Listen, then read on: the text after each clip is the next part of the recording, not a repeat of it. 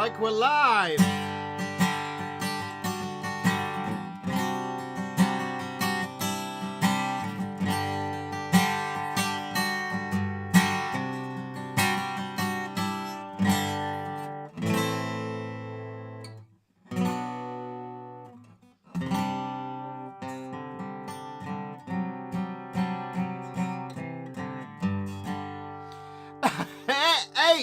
Hey. Eyup. It is the Wednesday live stream, guys. It's Wednesday, the 11th of June. How would you know the date if I didn't tell you? Yeah, it's Wednesday, the 11th of June, 2025. It is mafting outside. Let me tell you, it is close. Humidity is up. It's getting warm. I think we're just about to tip into British summertime, and I'm all for that. So we are not just seeing something there.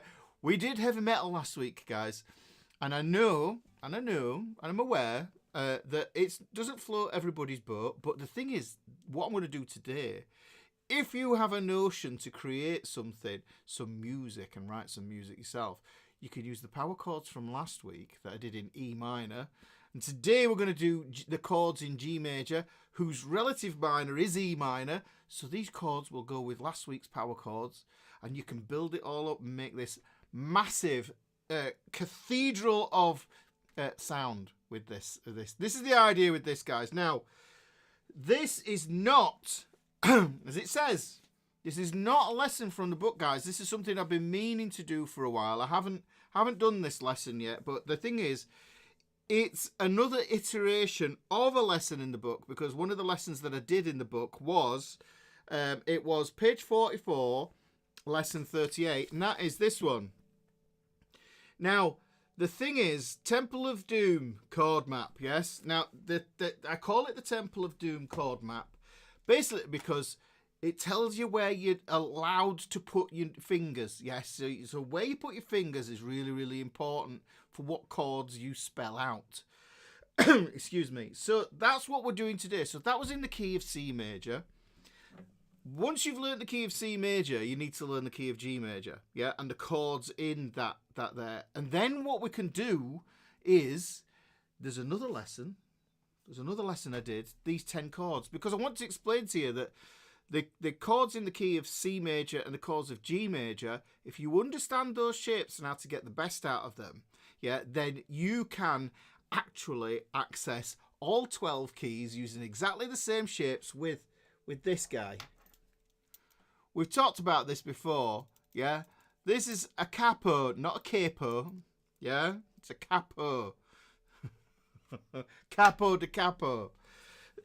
So we've got that going on in there. So that's essentially what today's lesson is, guys. It's going to be all about the key of G. I've got some overhead camera things. I've got some pen and paper we're going to do today, but I'm going to show you some grips on the guitar and how we can take these, yeah? So this is super, super practical, is this lesson today, guys. How you can take these and actually, these are applicable bunch of tricks that you can do with your standard cowboy chords to make them sound absolutely marvelous, okay? So if you're a bit bored of just playing those normal grips that you play, you just add one or two of these to your playing, and it'll start to sound a little bit more intricate, a bit more interesting. Yes, and that's what we want to do. All in the key of G major. Yeah, there's someone says no need for bar chords at all. We don't have to use bar chords at all. This is the thing. Oh, Richard. Oh, thank you. Thank you very much, mate. I wasn't expecting that. Thank you. Appreciate that. Appreciate that, Richard. Blown away, mate. Thank you. Really appreciate that. Is it for you? Oh, it's for me. I saw that. I just see Ricky and I just assume it's me, don't I? That's it. Typical man. Typical husband. If I Mrs. Ricky. Oh, thank you very much. Yeah, thank you very much. What are you going to buy with it, Mrs. Ricky? What are you going to buy? Shortbread. She likes shortbread.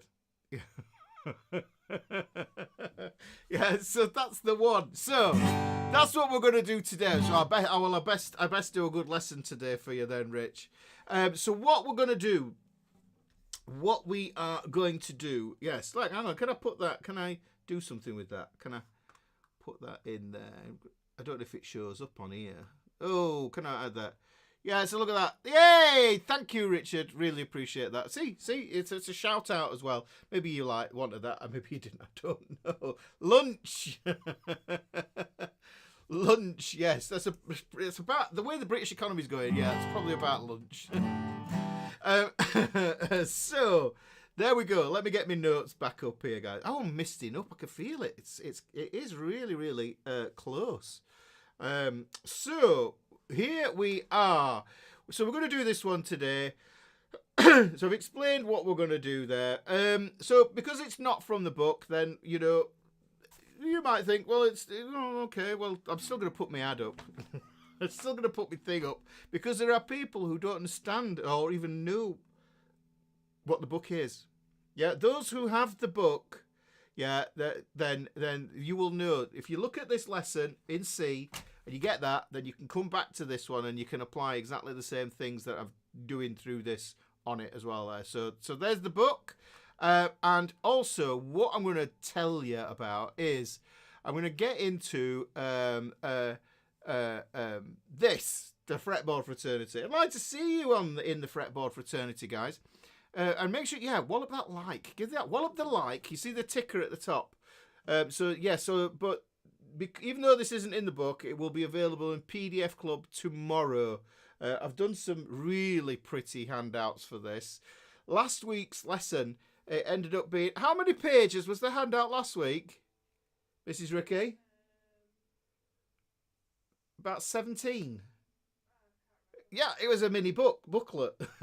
I couldn't stop because I did the standard tuning ones and the drop D tuning frameworks as well. So that's what I'm saying. Look, like I say, the way the world is right now, and you want a safe place to go and just do guitar stuff, then come and join us in the fretboard fraternity. It's free, guys. You know, it would be lovely to see you in there. We share pictures of guitars and all sorts of stuff and music and all. It's just a jolly good, a nice place. It's lovely. And if you are interested in PDF Club, then here's the link for that. It's also in the video description. And I get this stuff out of the way, and then what I'll do is I will do the roll call, yes, because I've got to say hello to you guys. Are you always this long-winded before you actually teach something? It's mandatory. Look, I'll put this on for you here, Ross. Right? I'll put this on. You've never been... This must be your first time, Ross. I'm just wondering if it is Ross's first time. This is a social thing, dude, my friend. This is about a social thing. We like to talk in the chat. Yes, I like to say hello to people who turn up. Yeah, I appreciate people turning up, and that's what it's all about, really. You know, I hope that makes sense to you there, Ross. But just in case, yeah, you can see here what I've done. Hang on, can I point to that there? So I'm going to aim to do this here. What I like to do is say hello to everybody. If you want to go away, make yourself a cup of tea. Yeah. Get... oh, Martha, thank you. More lunch. Thank you very much, Martha. I appreciate you. Thank you very much. More lunch. So what we're going to do is that's what will happen there. Okay? Long-winded. It's called the waffle. We always start with the waffle. How do you start your day? Sometimes you start your day with a waffle. What's what we do here? We start the oh, you missed the intro music I played last week. Oh yes, that's the one. The Rolling Stone. That's a piece. That's a little intro that I wrote. This one here. This one here. I was just thinking Rolling Stones, so I just thought I'd put that together. Yeah? They say you're not meant to have dead space, are you? Dead air. And this solves that problem. But I wanted to play some of the chords. There you go. Anyhow, so there you go. There's that intro. That I should have queued it up. I don't know why it didn't come up there. But Hopefully that makes sense, Ross. But the thing is, mate, let me just tell you, there's going to be gold dropped here today, okay? There will be gold dropped here today. And if you are struggling with some of these chords, then what you'll notice is I'm going to give you some alternatives, some little tricks to hack your way around it, some ways of making them sound interesting, yeah? And this is what it's all about. And like I say, we're doing this in the key of G major. Right, okay, the leader of the Yorkshire Social Club. So we come for the Waffle. Hopefully that makes sense. Is he still here? I don't know if Ross is still here, if he's buggered off. Never mind. Okay, so, all right. What I'm going to do is, actually, I'm a little bit earlier than normal with the old chat, I think. What I'm going to do is I'm going to go to the top of the chat, and I'm going to go down, and I'm going to do the roll call, guys. It's roll call time, because it's like, yeah, I say hello to you. You say hello to everybody else in the chat. We all have a great time, you know, just talking to each other in the chat here. And then I'll fire into the lesson. That's the way it is. Okay? Right, so first up, Winston is in the chat here in Wet North Dallas. Robin Tate is in the chat here. Ricky family and everyone else. There we go. The analog kid. Heidi Who, FretHeads. Nancy Parsons, hello Nancy. Araman 3048, Eyup Early Bird, Sunny Switzerland is online. Christopher Campagna, Eyup Ricky, everyone, pink waving hands. There we go, that's the one. So what we've got is, who else? Scuba Trooper, Chris Huston is seated and ready for class. Hope you've got a choice beverage with you there as well, Chris. Randy Smith, I want to hear some rock and roll. You missed it last week, Randy. But hopefully, you know, if you go back and watch that class, then you'll probably pick up on some stuff there, and you'll be able to do that. You know, you could essentially plug in your guitar, yeah, with nobody around, in your underpants, yeah, with your guitar on, yeah, and knock out some great riffs. That's, you know, it's like who's gonna know? Who's gonna know? They're just gonna hear the sound. They're gonna think there's a cool band rehearsing around the corner. That's it. Angus McDonald, Eyup Ricky and all. Thunder Aces, I saw you, Thunder Ace. You were the first one to comment here, mate. I saw you. My OG, Thunder Ace there in the chat. Michael Burke, Eyup Ricky, evening Ricky and all. Good evening all. Although some people are some people are hailing from all over the shop, aren't you? You are hailing from all over the shop. So let's have a look. We go there. Oh, crikey. Yeah, wow. I didn't even realise that. Oh, nuts. So we've got Ken Guthrie in Ontario. Randy Smith coming at you from Myrtle Beach. That sounds exotic, does that? Relaxing meditation is in the chat as well. Stuart Smith, hi all. Shane Coyne is in Australia. Vicky DeMeo is in the chat. Phil James, hey up Phil. Evening. Let's have a good one tonight. This beautiful summer evening, isn't it? It's absolutely wonderful. Martha Minton is in the chat representing St. Louis in the house. Ricky is the best teaching of all things. Clear, concise and entertaining. Well, I try my best. That's all one can do in life. Don't you think that's the case there, Martha? Mark Carter, thank you for your very kind, generous super chat there. Really appreciate that. Mark Carter, Sunny 80. I should just say I've had a pedal board frame, dropped off today.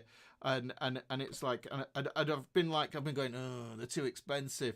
And I went and got one, and that's just paid for my pedal board thingy. Lovely, thank you very much. So I'll probably, do you know what? So that it makes sense, I'll do a stream where I put the pedal board together. Well, how about that? Would that be interesting? You want to see me chatting and talking and putting guitar pedals together and then listening to them and stuff like that and see how it all works? Would that be interesting? That makes sense. I think so. So there you go. You've just created some content that I didn't even know I was going to do. There you go. Lovely. So Mark Carter, sunny 80s. In Mountain Brook, Alabama. That sounds hot. Wade Johnson's in Cowtown. Shauna, yes, it's the class clown. It is. Al Wentz. Al's in the chat in Prescott Valley, Arizona. We must be heating up there. I'm doing the dishes. We've got to do the dishes. Mike Allen, we still do ours by hand. We don't. Mrs. Ricky she does not want a dishwasher, and so we still do them by hand. I find it relaxing. I don't know about you guys, but I think it's therapeutic. So what we've got chimp number 1 in the chat. We've got John Steer in Texas. Mike Allen's in the chat. Ricky, more and more marvellous each week. Yeah, well, you can't see, the hair's still growing. I haven't had it lopped off yet. I've thought about it a couple of times this week. I'm going to go to hairdressers and just get my old hairstyle back. And it's like, no worries. But I'm going to grow it. I'm growing it. I need to grow it because I'm joining a band. Yeah, and that's it. I'm going to be playing guitar on stage. I'm joining a band. And I need to have longer hair. I don't know why. It's like Samson and Delilah or whatever it is. Giving me strength. Right, so there we go. So that's what I'm going to do. Maria is in the chat. She always gets her name sung to her. True, Sean Armour, hey all. We've got Sean in the chat. We've got Stefan Weber in the chat in Germany. We've got Dem Ravens. Boom, another knowledge bomb loaded and ready to go. Hurrah for Wednesdays. Thank you very much. John, hey up all lad. Hey, do you know what then? Now then, lad. Now then, lad. Yeah, you get a now then, lad. John always gets a now then, lad, because he's like, he's speaking lingo and that's what happens. So Tim C in Northwest Indiana. Paul B, good afternoon. Doug Fuller is in the chat as well. Hello all, Wednesday rocks. Thank you very much. Richard Grissom's in Jensen Beach in Florida. Oh, it sounds nice in Florida. We have, Maria says the weather in Wales is beautiful. So the weather in Wales, I don't know how you say that in Welsh. Beautiful in Welsh. What would that be? I'll have to look that one up. Bob P is in Alexandria, Virginia. James, great acoustic. It's a lovely acoustic, this one. This is my Sigma. It's old. I found it when the new stock was out, but this is old new stock. It was just skulking in a corner, waiting to be found, and I found it, and it's like it served me well. Do you believe in that? That guitars they are called to you. They call to you. They say, "Pick me."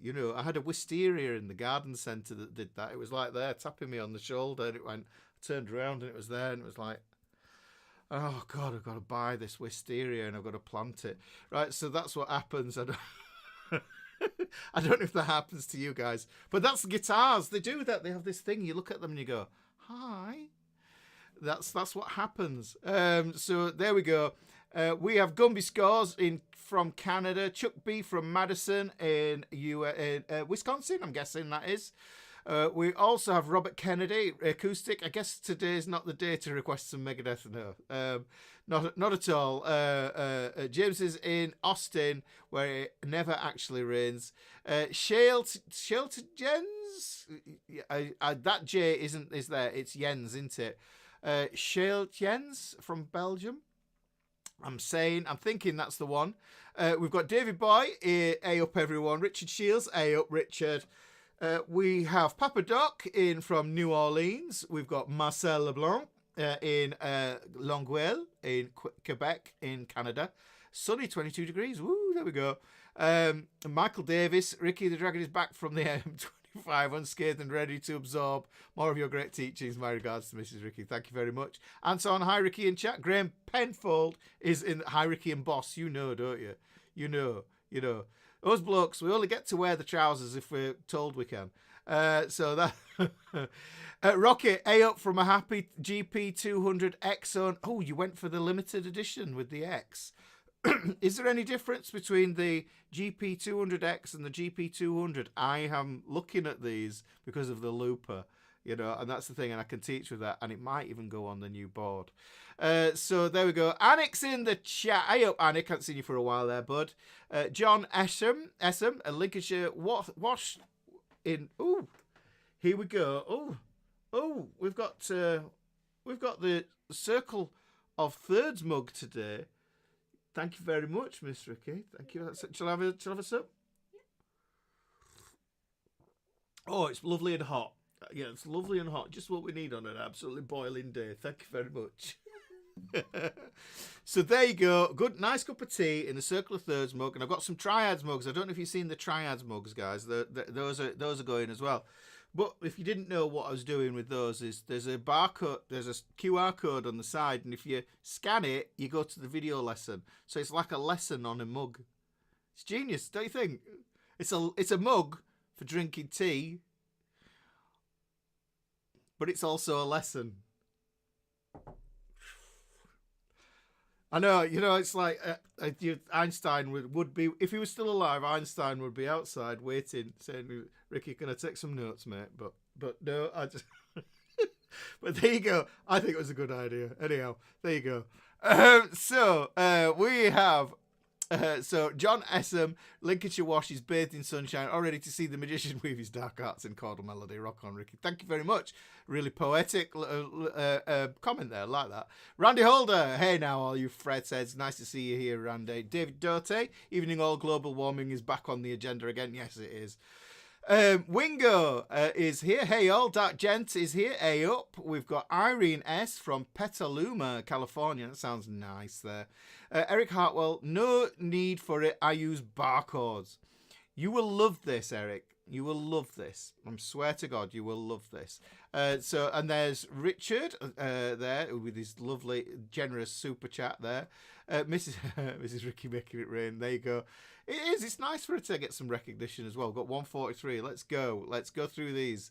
Let's have a look, scroll further down. Who else have we got here? I hope I don't miss any in scrolling. Stefan is here. Hey up, peeps. First time on here. It's his first time. You know what happens. It's your first timer.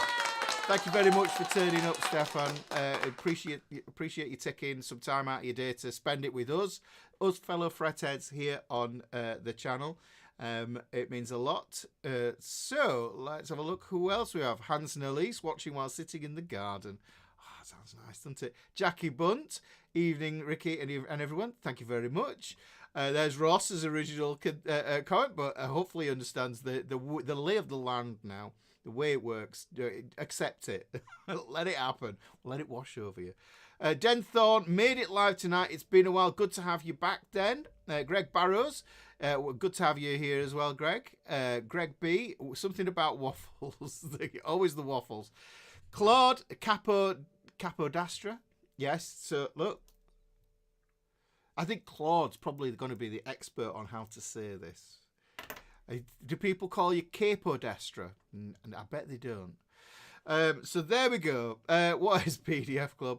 I missed the intro music. I played that already. So there we go. We've got Frank Gledden in from Maryland. I'm scrolling now. Ooh, scrolling. Cat Bubba made it before the star jumps were needed. There you go. That's what I like. Sadie376 is in the chat as well. Scott Simmons is in the chat from Colorado. Create Love Happy. Hey up, Ricky and Mrs. Ricky, thanks for sharing your gifts. Glad to be here from California. So here we go. Jim Souza is in the chat. Welcome back, Jim. Seen you here a few times. We like your rants. Yeah. Ross Rayner. All right. There you go. You're on board. There we like that. I hope we're all doing well. We are. Renee Hartman, evening from Holland. Ross Rayner's from Oregon. Is this your first time, Ross? If it is, then welcome to the chat. So John Carver is in sunny Durham. Billy Joe here. We've got that. Mary from Colorado. We have Rich here now. Just finished washing up. Mary, always up for a pedal ball build. Yes, a lot of people are. Oh, the timer's run out, hasn't it? It's me that put it on, not Mrs. Ricky. It's a dry heat, says Al. Tim C's in the chat. Bill Travis just made it. Made what? Cup of tea. Kai, hi Ricky. Got a question about how much do good pickups change the sound? Are they worth the upgrade to a cheap guitar?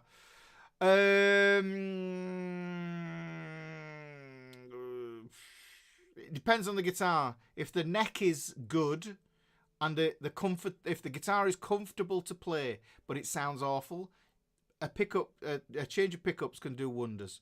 Yeah, for me that's the thing. It's all about neck. It's all about the neck feel. So that's what I'd say there.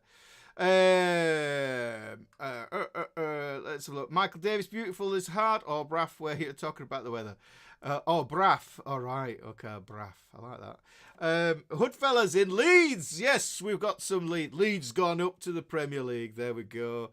But I'm a City fan, so it doesn't make any difference to me. Just let's hope that we have some nice football between us. We have Dave in the chat. Genius. I have almost been in all of the previous classes. Anik, all right, just lurking. Well, not lurking, but there you go. Not lurking in that way. So we're good. Getting there, Patrick. Okay, we've got Patrick. Have we got Patrick in here? Did I see Patrick? Hey, Patrick is in the chat as well. We have.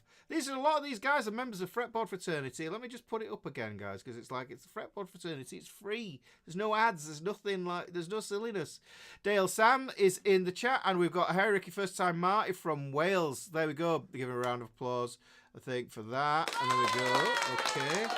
So we also have Three Dogs Brewery. Yes, vacuuming through the waffle. Alex D in Cheltenham. We have Phantom in the chat. Dave, it's my first time here as well. Big round of applause. Let's go. So we've got some first timers. That's what we want to hear. We want some first timers. Mario Van Leuven. Troy Deutsch is in Illinois. Ricky could not be an IMF agent. He'd ignore the self-destruct time. Oh, crikey. I couldn't, could I? It's like that. Okay. Here we go. Well, I'm nearly just about there. I can see it here. I'm down at the bottom. Don't forget to upgrade your pots as well. Yeah, upgrade your pots. That is a good idea. You know, if you're gonna upgrade everything else, you're gonna have to anyhow. Because I tell you something, I think pots deteriorate when you try and solder to the old ones. They deteriorate with the heat, basically, because they're like a circular fader. So the swipe fader. So if you can get some good ones, you know, it depends what kind of guitar it is, but they're usually 250k or 500k ohms. So you make sure you get the right one, but they have a different kind of runoff. You'll find that you get to full volume quicker on a 500k than you do on a 250. So where did that come from? So there we go. Telefunken's in the chat as well, and we also have. Thank you very much, Ross, for coming along. And then who else have we got? Have I missed anybody? NKN finally in. Telefunken's in. Music Man's in. We are just about ready to rock, guys. So what I'm going to do, I'm going to turn that off. Oh no, I'm going to turn. I'm going to turn that off. I'm going to turn that off. I'm going to turn that off. I'm going to turn that off. And we've got a blank screen now. So here we go, guys. So this is today's lesson. Today's lesson, like I said to you, we're talking about the key of G major, and we're looking at the open cowboy chords. I'll just take a sip of this. Yeah. Oh, it's grand. Yorkshire tea. So we've got Yorkshire tea in that. So what we have, what we're going to do is we're going to go through this. I've got some PDF gubbins here, and I don't want to reveal too much too soon. But first thing that I want to do is I want to show you. I wonder if I can play. I wonder if I can be very, very clever, and I can show you the difference. The difference basically between G major and C major is that G major, they're very, very close, and you'll find that those two keys, yeah, they very often they change into each other. Yeah, you'll find that you can change into the key of G easily from C major. Yeah, so and that's by going up to chord 5 and using that as the new one. Yeah, right, okay. So let me see if I can switch over here, because what I'm going to do is I'm going to show you something really cool. And then what I'm going to do is I'm going to drag my Vizog over here. Hey, hello. Put that over here. And we've got some clever stuff going on here. I might have to move that out of the way just a little bit there. That might be probably a little bit better. I'll just put the old banjo down a minute. And then what I'm going to do is we're going to talk about the key of G major. Now I've got a key signature here just to show you, but it's good to be able to read your key signatures, guys. If you can read your key signatures, then what you can do is you can see what kind of sharps and flats that key has got in it. So in this, you can see here. Hang on, let me just extend that a little bit better. So what the accidental, oh, that's one of the worst lines I've ever drawn in my life. You wouldn't want me to design your house for you. Right? So what it is if we look at these lines represent a note. Yeah, and basically, if you put an accidental on it like that, I've put that sharp on the line that represents F. And then what happens is every time you play an F, it has to be an F sharp. That's as simple as it's doing. So basically, you're kind of like, you're stating something right at the beginning. Instead of writing it out every time you hit an F and you want it to be an F sharp, you don't need to do that now, because it's like that's what the key signature does for you.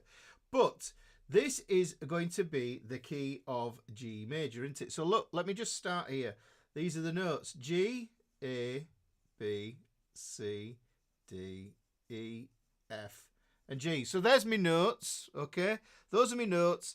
And what happens is, remember, that's a G there as well. So let me just write these notes out. G, A, B, C, D, E, F. Now, look, notice I didn't need to put a sharp on there because it's already stated at the beginning. It's like, if anybody's a programmer, it's like declaring the variable in some code. Does that make sense to anybody? So really, all I need to do is add that sharp there, and then you can see that that's a G. So really, that's a G and that's a G. So that's the way we're looking at those notes, okay? Now, what we can do, my favourite way of understanding and really get into these chords is using the circle of thirds. Now, if you've seen the circle of thirds, then you'll know that what I do is I use a mnemonic, and I'll use the mnemonic here, and I'll show you how I adjust the mnemonic as well. So I go like this. I use this. Every good band deserves fans and cash. Right?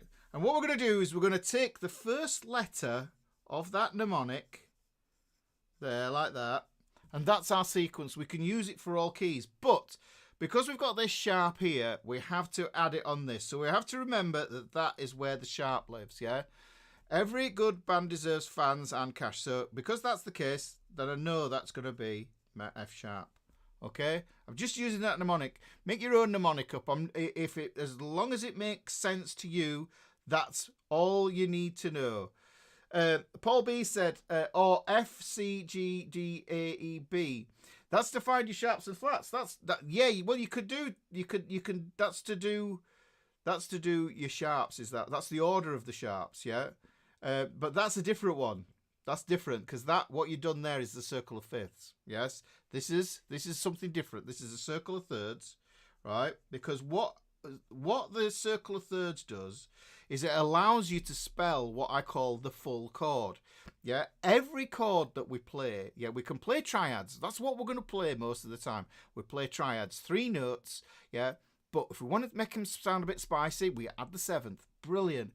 But what we can also do is if we keep on going through the sequence, we can add interesting notes like 9ths, 11ths, and 13ths.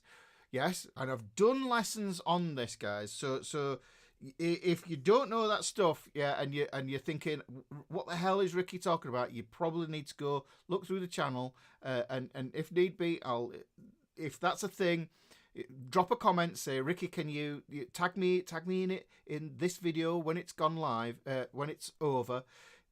Leave a comment, say, Ricky, can you put a link to the circle of thirds video, or whatever video it is that we're talking about here, yeah? Because this is a really, really important stuff, okay? So, right, because what my goal is with this today is I'm going to show you some shapes. You in no way need to understand the names of these shapes, because we're following the map. Yes, we're going to follow the map. I'll explain the map in a bit. Yeah, so we're following the map. But wouldn't it be nice to know what chord it is that you're playing? Yeah, if you want to know the names of the chords, then that's why I'm tying this in here, guys. So, yeah, you could take it on face value, play the shapes, dig the sounds, think to yourself, yeah, that chord is too hard, generally too hard for me to play. I can play it like this, and it still works. Yeah, so you can find all your hacks and everything else like that. So this is the thing, right? So, cycle of thirds. This is what we're doing here, guys. So, if we take this here, what I'm going to do is I'm going to plonk this now into my circle over here. Can I zoom in? I probably can, can't I? Let me just zoom in a little bit here. I'm going to zoom in over here because I'm very clever. I shouldn't be saying this, should I? I have complete control over my technology.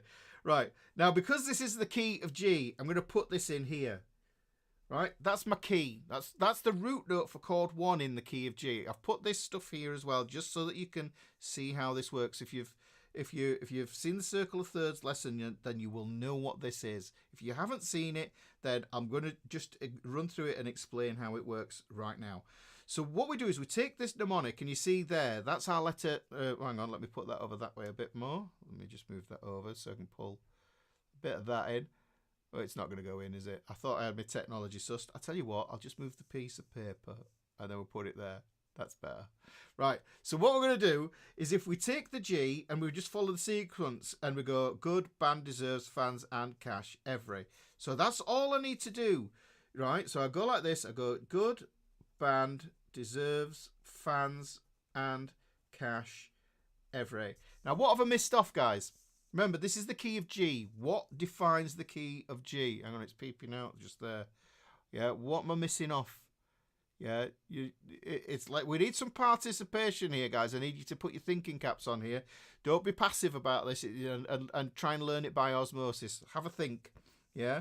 So what's missing in this picture here? Because for me, I'll explain. Those notes are the same notes as C major. Right, let's see some answers come in. I'll just have a little sup of the tea. We got some answers. Fans and cash, cha-ching. F sharp, Scott says. F sharp on the 7th.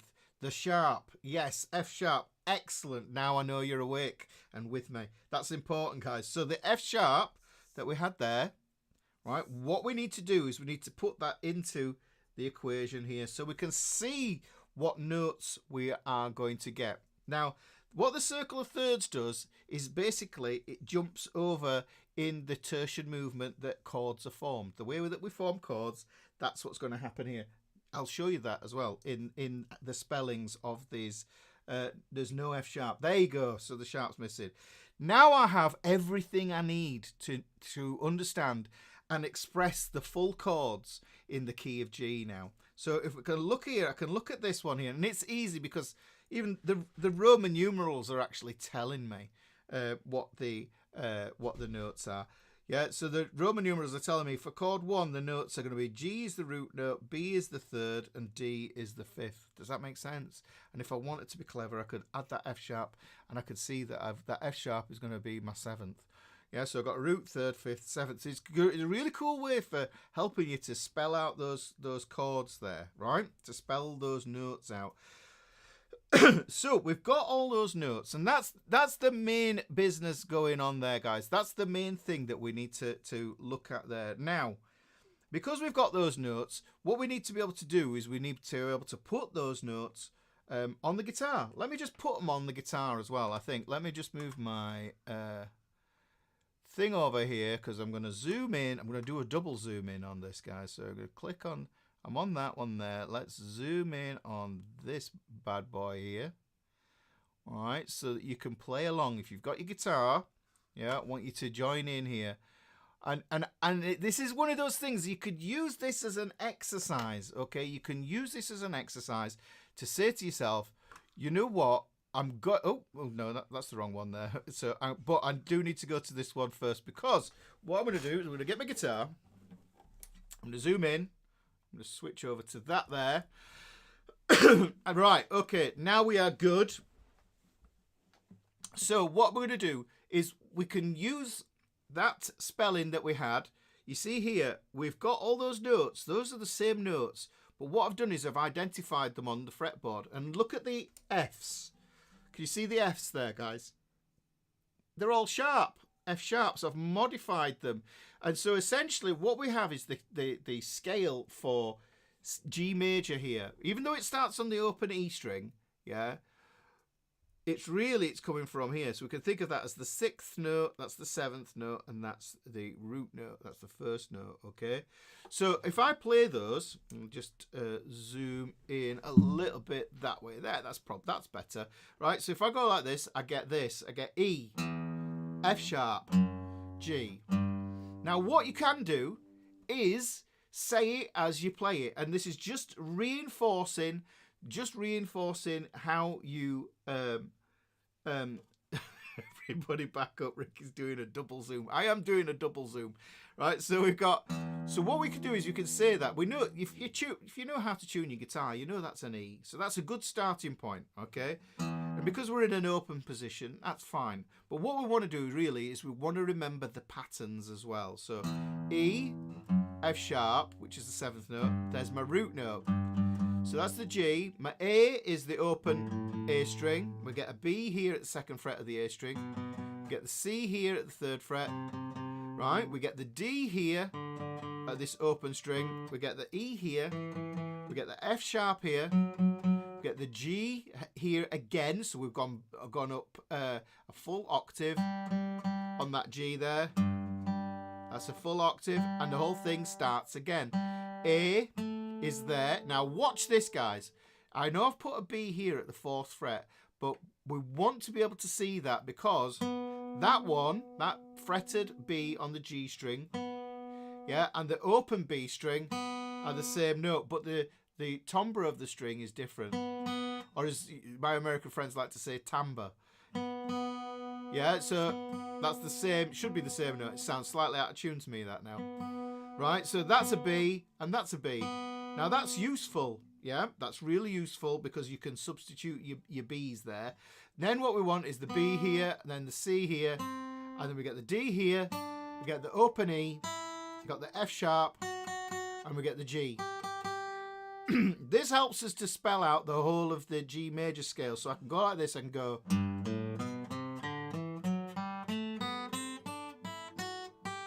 So I've gone up 2 octaves there.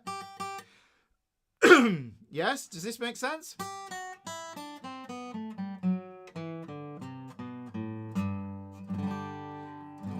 So you can see that that's the home chord. Now, these notes here are what the chords are made of. Now, let me just pull the old face in here, go to this here and zoom out. Now, what we need to be able to do, now can I kill that? Yeah, we'll get rid of that. What we need to do is we need to understand, this is the concept, and this is why I call this the Temple of Doom, the Indiana Jones Temple of Doom idea. Because if we take, yes, and I'll just show you, I'll put this here. Can I put it there? Yeah, I can. I'm very clever. And I'm going to zoom in here again. All right, but I'm going to do it here. Oh, hang on. Just move the paper, Ricky. That's easier.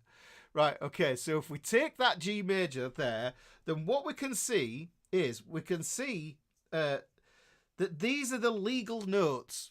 Legal. I'm going to say legal notes. Yeah. Legal notes for G major. If you put your finger on this note, it's not legal. It's not part of the key. It's an outside note. So the thing is, what's going to do is that's going to confuse your sound. That's going to sound like a bum note. If everybody's in G and you played that F there, everyone's going to go, "What are you doing, man? It's an F sharp." It's like, so that's the thing. You play the C sharp there, you're going to sound out. And this is what I mean by the whole idea of the Temple of Doom thing. Now, if you've seen the Indiana Jones and the Temple of Doom, what happens is he goes into the temple, the floor's rigged. If he steps on certain stones, yeah, he can retrieve the golden relic, yes, and then he does something really good, and and then the natives don't kill him and all that sort of stuff, right? But the idea is, but if you step on the wrong stepping stones, the poison arrows come out and shoot you in the butt, yeah? Or the flames come out the side. You know, you've seen the thing with the carcass of the skeleton with the spears through it, yeah? And that's tantamount to the same thing as playing the wrong note, or, you know, the note that isn't in the map. So this here, guys, this is your G major map, okay? This is your G major map. Now, what I'm going to do is I'm going to go through these. Get that quickly. All right, I'm going to go through these. and what we also have here is, you can see that I've got a couple of diagrams, different diagrams here. You can see that what I've done is I've put the scale degrees for this in. They've got the root note, second, third, fourth, fifth, sixth, seventh. Yeah, and then you've got the root, second, third, that double third thing going on there, fourth, fifth, sixth, seventh, and root again. But what we're going to look at is, we're going to look at building the chords. And I want to show you the way that this works is, Indiana Jones, just imagine that he realised that it's just like a word search. He's got to decode the ancient manuscripts to find the map of where not to tread, so he doesn't get a poison arrow in his backside. Yeah. So what we're going to do is, if we go through the chords in the key of G, yeah.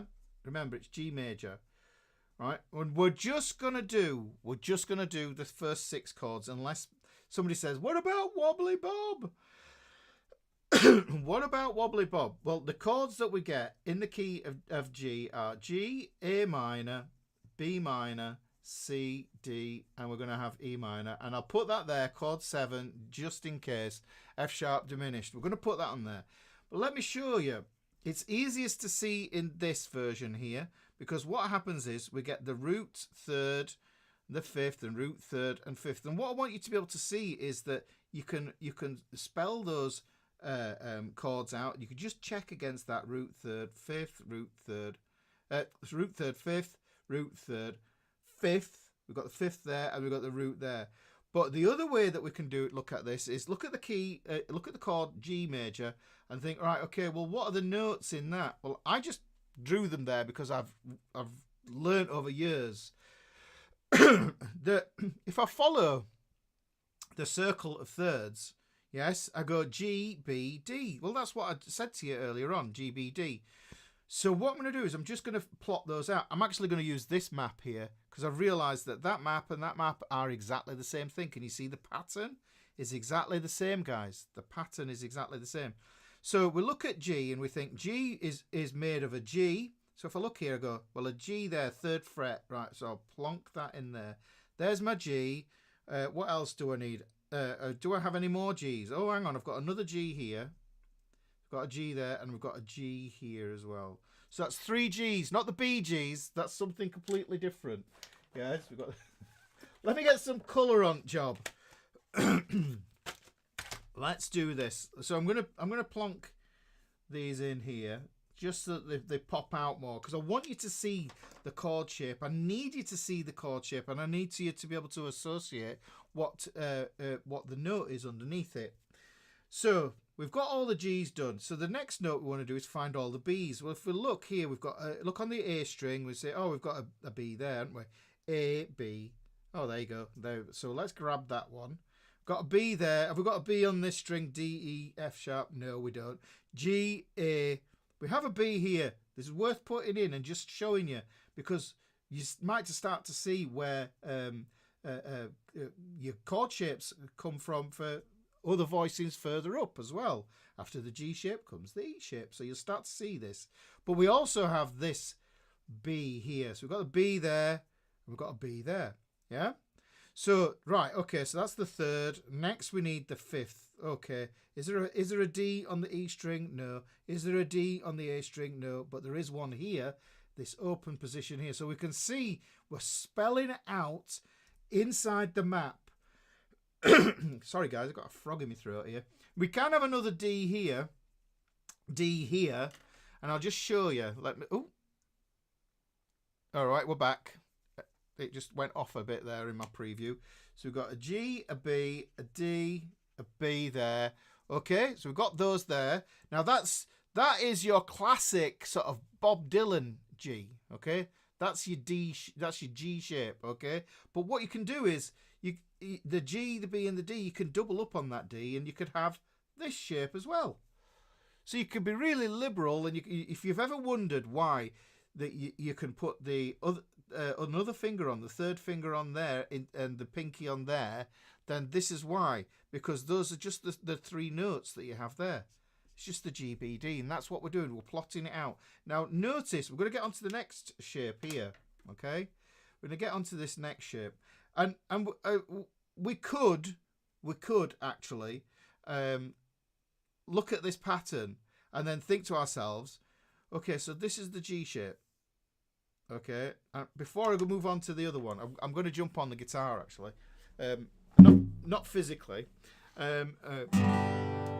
So what I'm going to do is we're going to get that shape up there. Let's see if we can pull this over. Right, okay, I'm giving the game away here with some of these other images. Right, so we've got the G chord. I'm going to do a double zoom again, switch that over to that, switch that back to that, move myself over here. Right, so we've got this G chord here. Now, this is what we've got. Now, this is the grip that I get. But the thing I want you to understand is all those other notes are available to me. Just like I changed that to it. That's the Dylan G. Yeah, and then put in that third finger on there just means I'm acquiring that note. I'm adding that note to the equation. But remember, there was another B here, wasn't there? So I could think to myself, well, hang on, if I've got my G there like that, but I've taken that B out. I've got one here, but what if I want it on this string? I have to change my grip slightly, and I like to play this shape. Yeah, like this. We put that on there. And I can mute out the lower third note. Instead of having that note there, I can mute that string and replace it and throw it up here. Hopefully that makes sense. Okay, so essentially that's all I'm doing. It's like I'm rearranging the triad. Okay, so that's a really useful way to play that. Now the thing is, what I love, what I absolutely adore about the key of G is, look at the open strings, guys. Are any of them illegal moves? When I mean illegal moves, can you play any? Are some of those open strings off limits? No, they're not. They're in the pattern.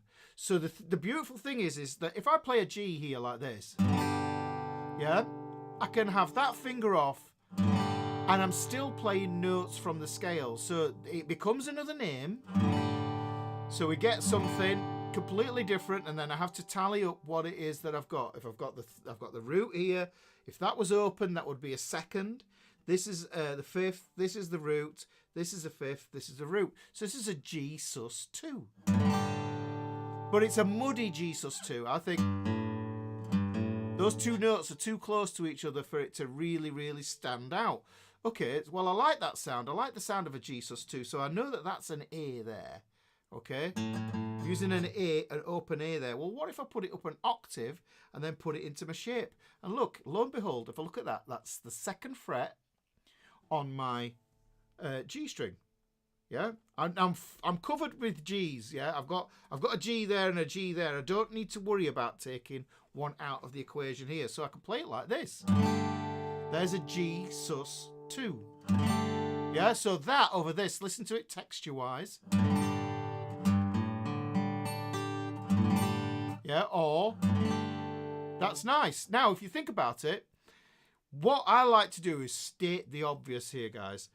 Look at where that first finger was for that G sus2 there. I can move that first finger from it was there for the G chord. I can move it there and I can move it there. So let's just look at that. That's lovely as it is. So look.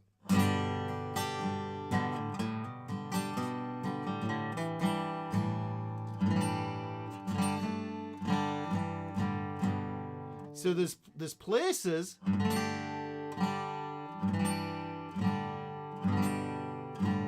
And you can hear that I get a melody within the chord. Yeah.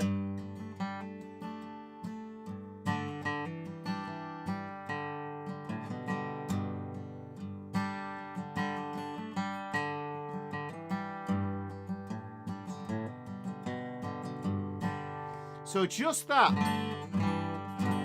Now, do you need to know the name of it? It's nice to know the names of it. And I could look at my diagram and I could think to myself, oh, hang on, that's a G, so that's going to be a 6. Yeah, so I've got a 6 there. So I can think to myself, oh, that's going to be a G6. Yeah, so I've got a G6, I've got a G sus2. But overall, if you don't want to think about that, you just play the shapes and you just think it's a G. That's a G. That's a G. That's a G, okay?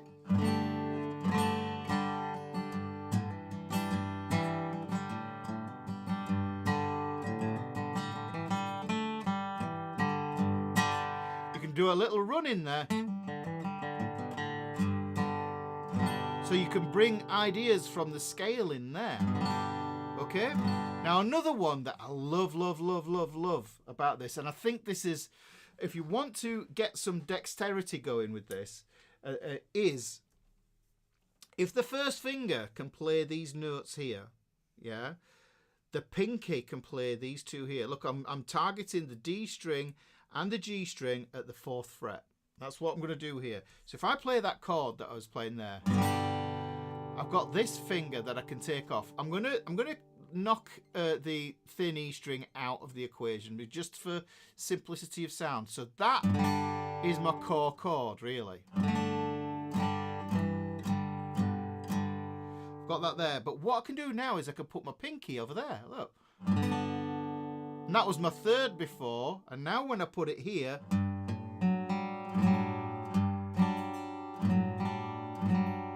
what is that note there, guys? Can you see on the map? Can you see? Can I zoom in without absolutely destroying the setup? Let's have a look. Can I do that? Yeah, I can do. Right. So look. So I'm making. What note is that I'm adding to my chord G chord there?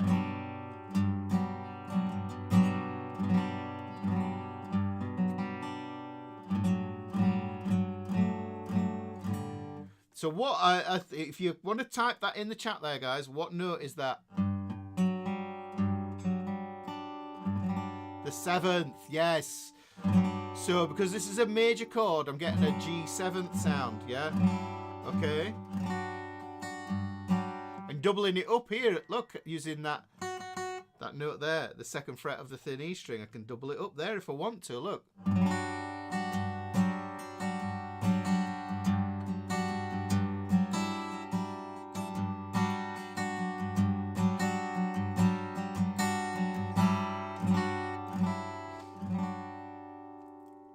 Not quite a sus there, but G major 7, Richard. So yeah, it's a major chord with a major 7, so it's just going to be a G major 7 is that one, yeah. So we've got that there, and it's a lovely way of doing it. But what I do like to do is I like to develop this in and amongst this, yeah, to get these fingers going.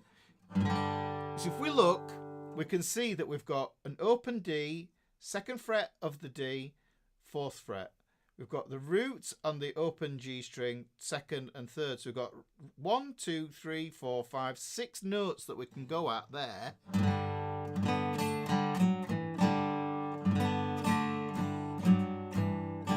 We're playing a scale within the shape of a chord. Now you don't have to play the scale, but it's good finger. It's a good finger exercise.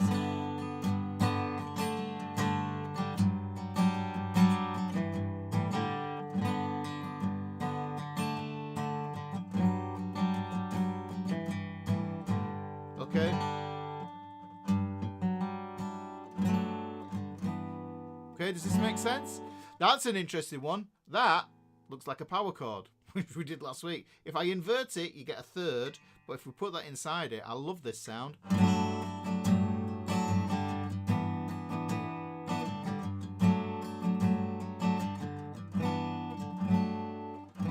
So this map is just wonderful for creating things like that.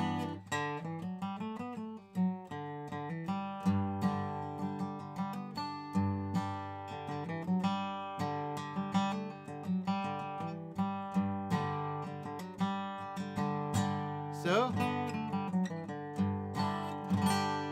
yeah, but I'm always really, really, really close to my standard G grip, as using an F on the high and not the sharp, because the G7 is called 5 of C major. Yeah, you really need a strum cam. We'll see. The strum cam is something completely different. We just need to focus on the shapes. Yeah, you could be finger picking this, Sean, using your pick, just strumming it all, just.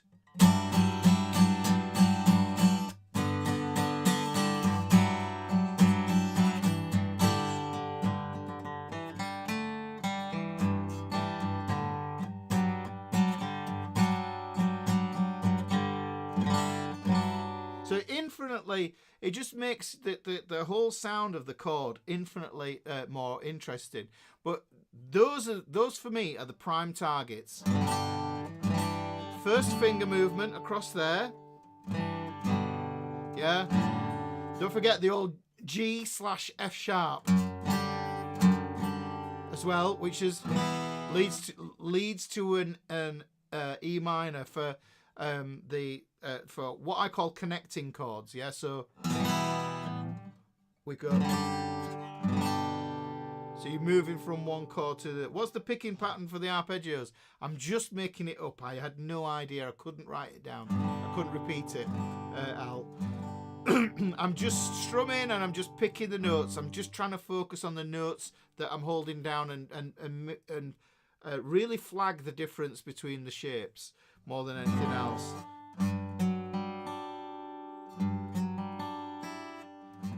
And like I was saying with this one, this is a lovely G major 7, yeah? If I do that with the index finger and take the pinky off, that's almost like the equivalent of a G7, but a major 7 version. Yeah? But it's a lovely sounding chord. And that's the way I kind of see my G, guys, you know. Now, the other one that we can use, actually, which is worth putting in there, remember, because this is, the beautiful thing about this is it belongs to this chord, yeah? These change with every shape that we're going to use, yeah? But what I want to do is I want to show you this 4 here. Now, if you've ever come across the G grip like this, who plays the G like this? So there's this way of playing a G, which is what I call the Dylan. This is the Oasis G, and this is what I kind of think of as being a kind of a folky G, yeah? Now what you do is you put your first finger on that first fret of the B string there, right? Now, I've got a third present, so this becomes an add 11, but if I get rid of that third, yeah, that is ironing out that third there. That is now a G sus 4, okay? Lovely sounding chord. You can even, what I like to do as well is I like to merge chords together. This note here is the 6th. So play that like this. Now, really, if you think to yourself, that's a C in second inversion. Look, there's a C with the 5th in the bass. It's a C/G. Yeah? That's great. And then a G like this. And to be fair, guys, I love to play a G just like this. That. Muting out the A string, don't play the E string, thin E string down here. Ring out the D, G, and B strings there. So look, if I play it like that, that's a G. It just shows you what you can get away with. It's like, so I'm just utilizing those open strings here. I'm just utilizing those open strings. So if I move that over there, you can see the G shape. Yeah. So I'm just using that there, not playing that B there, and I'm not thinking about the E string there. So I'm just playing that. And then if I want that second inversion C, then all I need to do is put these 2 fingers on.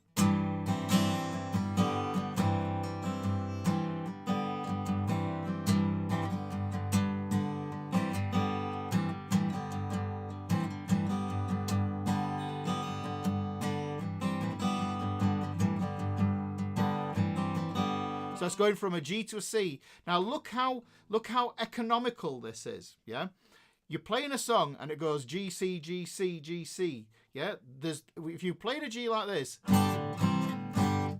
look at the hand movement. How much movement you've got to make to get there. Whereas if you do this version, yeah, then what you can do is all you need to do is focusing on putting these two fingers on here. And really, that's just like an A minor 7 shape there, right?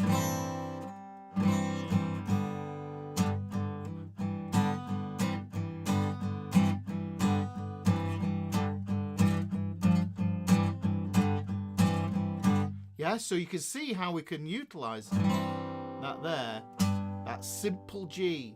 Although it might feel like cheating, yeah, and the chord police will say, well, that's not a good way to play a G. And you think to yourself, guys, that, let me zoom out.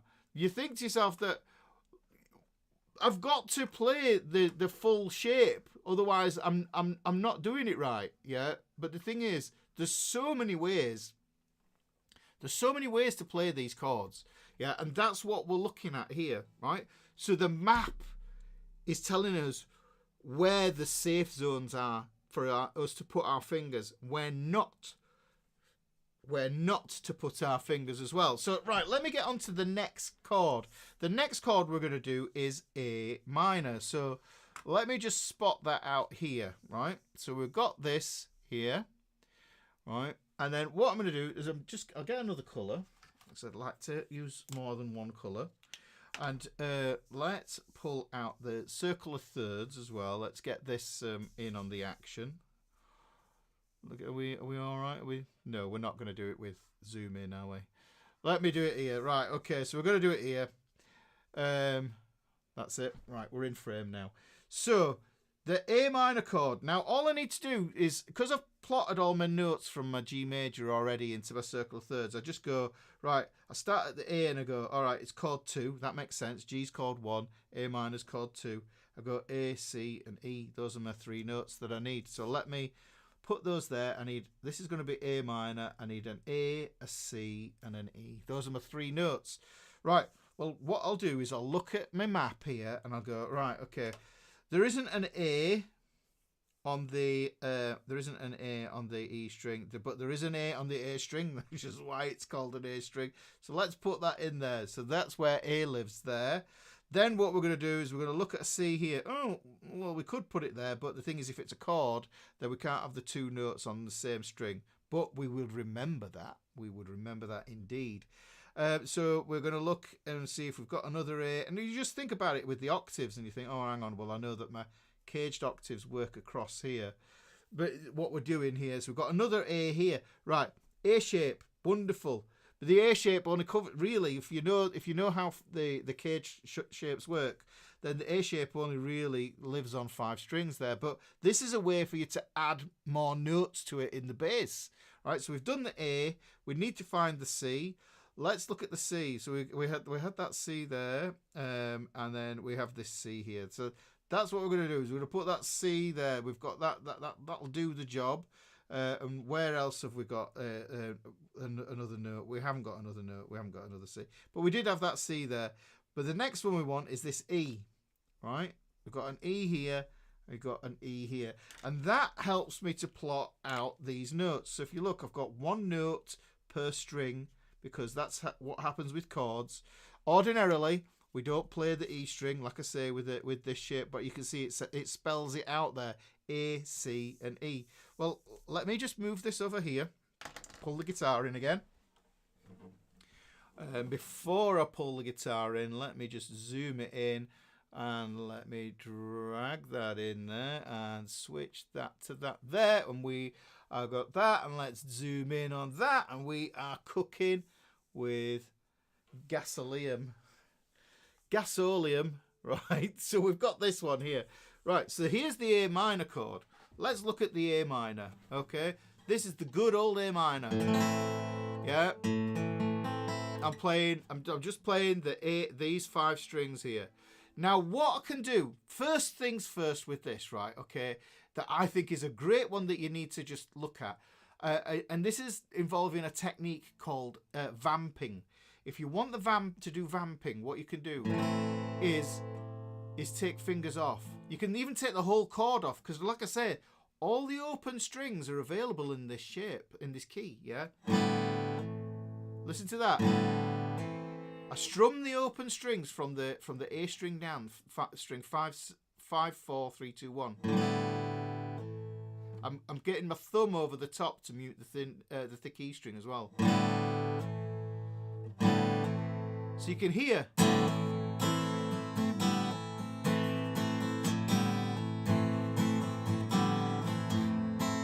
And because those notes are on the map, I'm not breaking any rules. So the thing is, I'm safe. Now, I don't have to do all of them. I could be discerning and just say, let me just do this here. I'm going to take off this here, this fifth.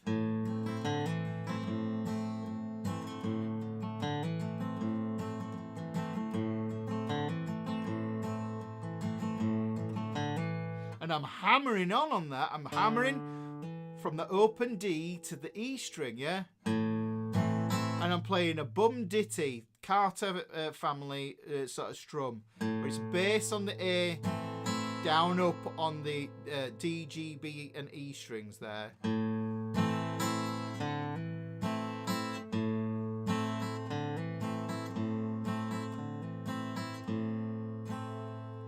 Oh, Brian, oh, is he? Brian Wilson. Oh, that's sad.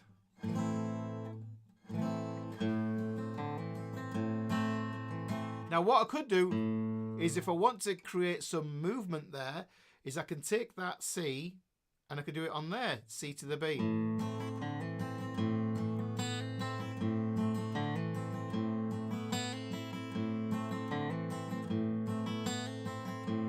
You see? So, or just take that off and just substitute it. I'll just have an A sus2 like that.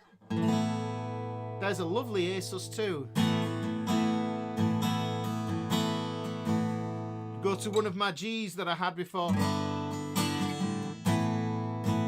Now, doesn't that sound all big and open?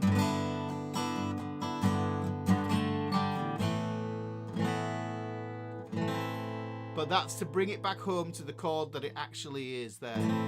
Now, what I really like about this, in fact, if I do this.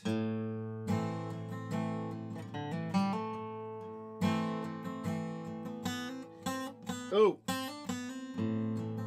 Yeah, you can see I'm going hammering from the C to the D and from the B to the C there.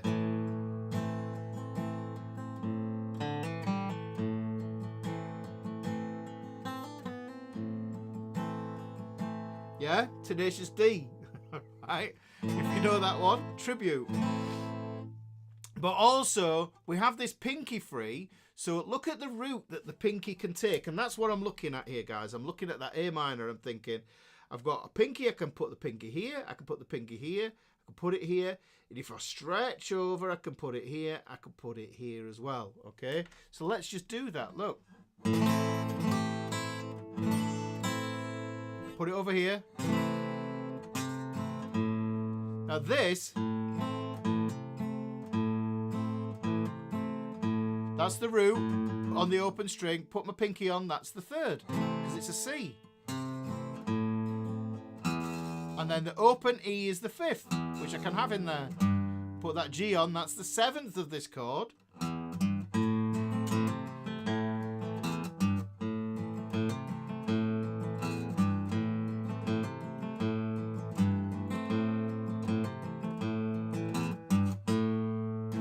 Okay, so you see we've got all that business going on there. We can... And if you know that this is available as a bar chord, then you know that this is gonna affect your shapes there as well, guys. So it's the gift. It's a gift that keeps on giving us, this one. Now, I can be really clever. This is one of my favourite chords. And I can think to myself, well, I've got my A minor there, but I have these extra notes up here that I was playing when I played that G. When I was playing that G thing, I was using these two notes up here. Can I add them to the A minor? Yes, I can. And I get this A minor, add 9. Can can even add that G in the bass there.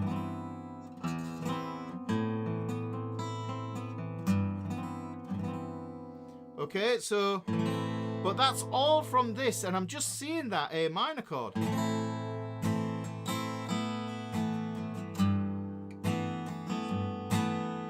Yeah?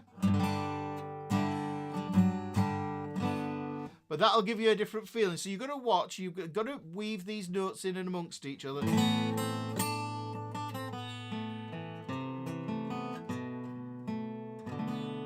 Yeah? So be really liberal, and the thing is to just explore these. But that's the A minor there, guys. Yeah, so you've got all that going on. You could even look at this. This is lovely. Now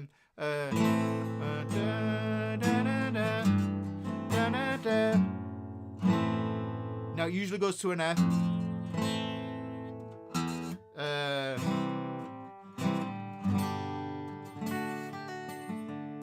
I think it's look at you now. It goes to that F sharp, but that's not in there, so that's borrowing from another key. Yes.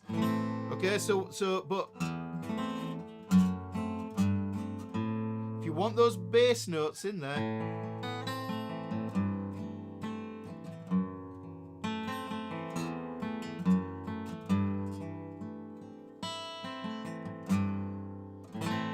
no worries, Cal.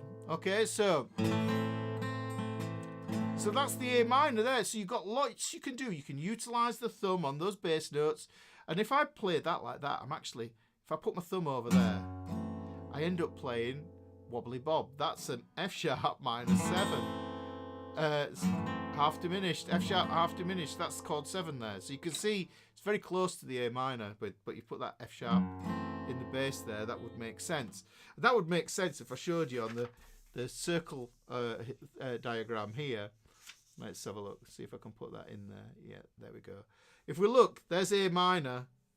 Yeah, if I put the F sharp in the bass, you see how these notes all start to blend into each other. They're stacked upon each other. So F sharp, A, C, E is your Wobbly Bob chord, chord 7.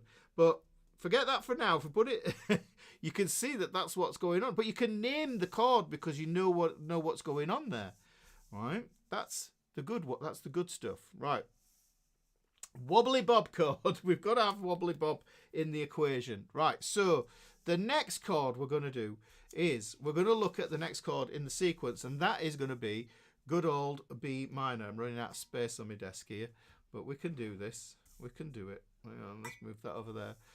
Right, let's look at B minor. We're going to need another thingy ding here.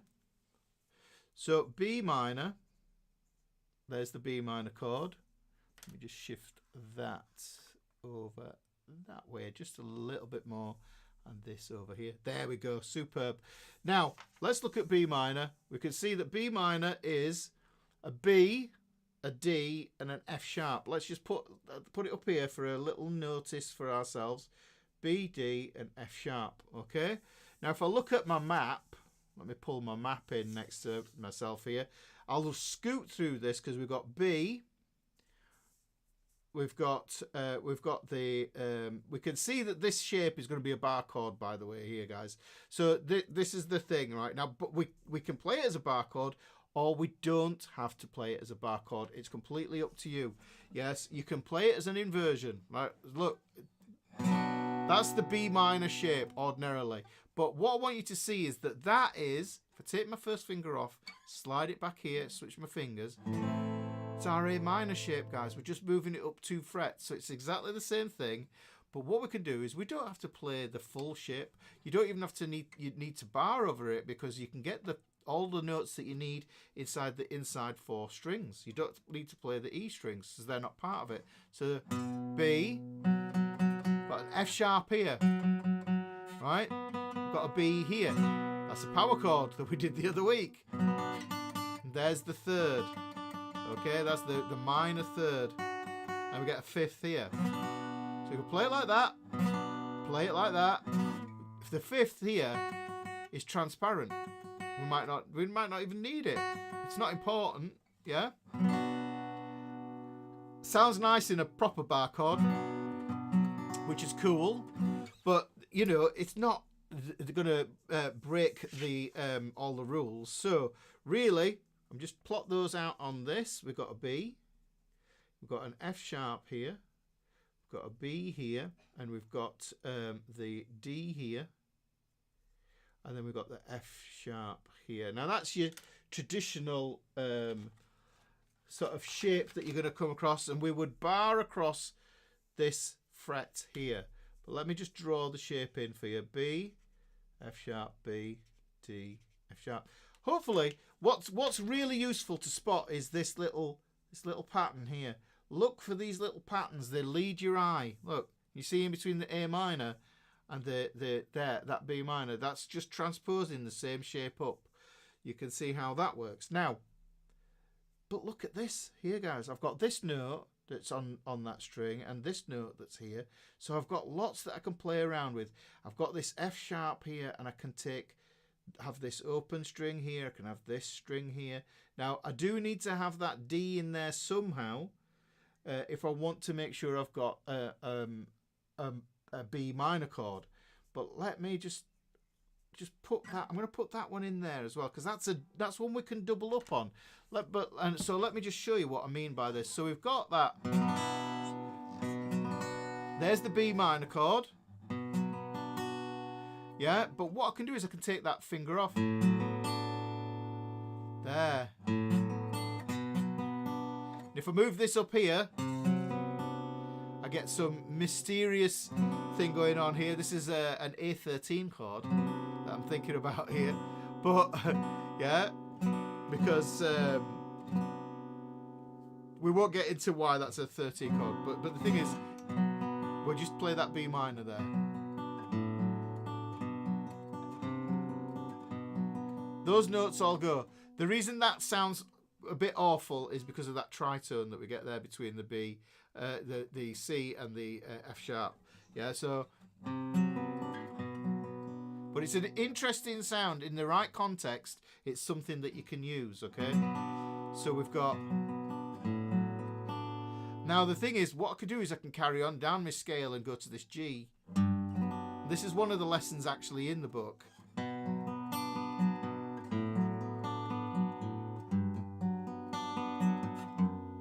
Go to the F sharp.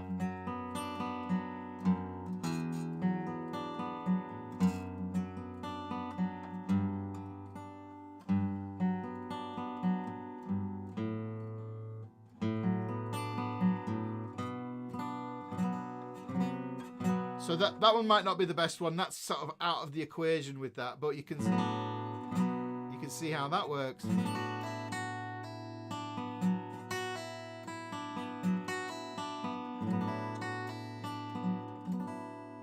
So somebody says, interesting question. Major minor is more like a collection of sharps flats with a voicing. Yeah, you could kind of see that. Okay. Who's that? Red Skin Garage. Oh, it's already confusing. Right.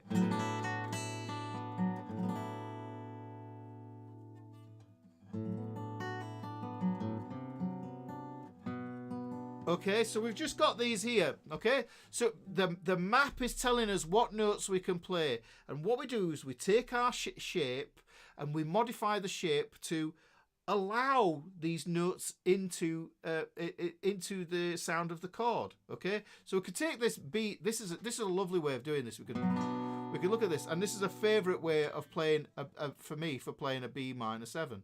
Yeah, I just play it like that. Look at that. Is that an easy way to play a B minor 7? This is a cheat. You could do this. You could even get away with that. That's going to be a B minor 11.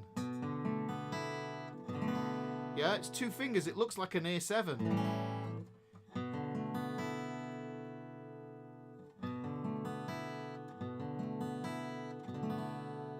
Okay. So that's a B minor 7 there, guys, because we've got the B here, yeah, which is the root. We've got the D here, which is the 3rd. Then we've got the flat 7 here, which is the 7th of the chord. We've got a B, which is another root note, and then we've got the 11th here. But if I can iron it out like this is why, you know, your B7. this bluesy B7 that everybody knows. Everybody should know this one. This is like one of those chords that you, first sort of 7th chords that you get your hands on. This one here, if you just take that index finger off, it becomes a B minor. A B minor 7 kind of cheat, if you will. So if you struggle with getting to the B minor, which is this one, you just play this. Add that note there, that 5th flattens it out a little bit. The 11th under this note is a bit tricky, right? But like I say, you don't need to know the names of the chords, just play the shapes. Is it on the map? Yeah? You see the map, and then you start to think to yourself, where else can I go with these shapes? Okay? Yeah, the open shapes are normally cowboy chords, and these are generally the cowboy chords. The B minor is a bar chord, but you can play that. Now here's another one that you could look at. If you look at altering the B minor, yeah, remember this applies to the A minor shape as well. Then what I'm doing is I'm opening to that flat 7 here, which I had in that cheap B minor 7. This is a B minor 7 using a bar chord, and this is a B minor 7 using an open chord voicing. Not much difference. Yeah? That's just a bit smoother, I feel. You know? You can play it like that. Right? Okay. Or you can play it like that, and you can say to yourself, there's the root, there's the flat 7, there's the 3rd. You see, this makes sense as well. So you can play that like that, and you can think, all right, well, full B minor, B minor 7, B minor 7 is a shell chord, it's a drop one, yeah, or this one here. So there's loads of different ways we can look at this. And just like the way we did with that, you can do with this B7. So here's a little trick with a B7. There's the root, and there we can think of this as being the 5th. Okay, so I'm still doing that bum ditty strum, the Carter family. So it's bass note down up, bass note down up, bass note down up, bass note down up. Now I can do the same thing with that B minor. Yeah, so I can think of myself, I think, okay, I want this chord to sound a bit obtuse. Okay? It's up to you if you want to see the intervals. I recommend seeing the intervals. But this to me, I'm looking at it, I'm thinking that's a B minor chord. That's the full shape, but this is a massive mutation of it. Yeah, I could even look at this. Does that work? It doesn't, does it? Yeah, right. I knew that wasn't going to work there because of the half step. But look, so you start to get this shape, and you might pull a shape, and you think to yourself, well, what the heck is that? You know, how do you name it? You know, but the thing is like what you are accounting for it is it close to this shape, or is it closer to another shape? Are they interchangeable? Because they can be interchangeable. They can be very much interchangeable. Right, okay. We're going to move on to another chord, right? But first, what we're going to do is we're going to look at this one. This is the chord. We're going to look at C major. And if we look at our circle of thirds, yeah, we can see if we go from the C, we can see that the root of a C major chord is going to be a C. The 3rd is going to be an E, and then the 5th is going to be a G. So super. Those are our ingredients to make up the chord from the key of G major. So we've got a C, E, and G. And you might be thinking to yourself, hang on, Ricky, isn't that the same as in C major? Yes, exactly. Yeah? Hang on. Little how do I do this without destroying my screen? No, I'm going to destroy my screen. Yeah, I just need to tell you. Yeah? Any major or any minor chord, yeah, can be in 3 keys. Yeah, so you've got to think about it. C major could be chord 1 in C major. It could be chord 5 in F major, and it can be chord 4. Sorry, it could be chord 4 in G major. Yes, does that make sense? So the thing is, this here this here is the C chord. Right, let me plot it out. So we know that the C chord has got a C, E, and a G. Let me just write these out to save time. C, E, G. Right, we've got C, and then we've got E here. Okay, those are the notes. Those are the notes that we can pluck from that map, from the map there. Let me colour those in. And I'm going to use this one here. Right. And then what we could do is we could take the shape. Yes, that's what we're doing. We're taking the shape. Now, guys, you know, if you're in PDF Club, look, we've got pretty ones already done there, and there's some other stuff as well relating to the other full chord, what we can apply to that. But let's look at this. So here's the C chord that we all know and love. Right now, you can look at the map and think to yourself again. It's like, I think the main thing is look at this. This is doing nothing. Yeah, this is like hiring some guys to help build a wall, and one of them's just standing there smoking cigarettes and on his phone. Yeah, so let's put him to work, right? And you can see what we could do is we can make him work on these two strings here. So look, this is a C, and I can put it on here. This is a G, which is actually just another fifth. Yeah, if I put that there, you can see there's a G there, which is another fifth. So if we put that pinky on there, that's still a C chord, but this is taking away actually one of those thirds. This always sounds a lot more rounder and resolved than that. That sounds a bit dull. Can you hear that when you hit that thin E string at the end? Yeah, whereas this one, it's uplifting. It's really, really nice because we've got this root and fifth here. But I can also put that here. If that's the root note, that's the second, which is also the ninth. Okay. Okay, so we can... Now that's nice. If you wanted to exploit the B string here, we've got this note here, which is the ninth, the root here, and then the open B, which is the seventh.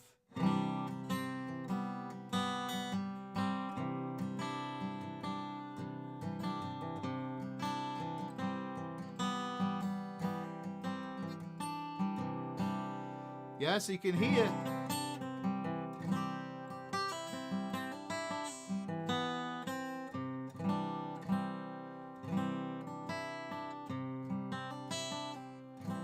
So we've got that there. We can see how that's going to work there.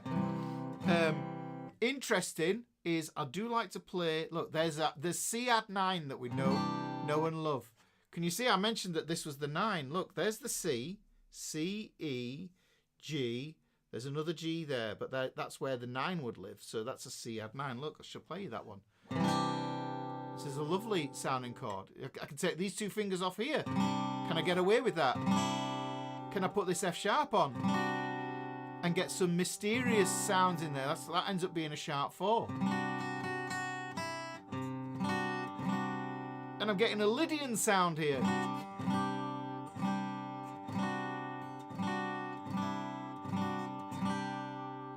Okay, so we've got that going on there.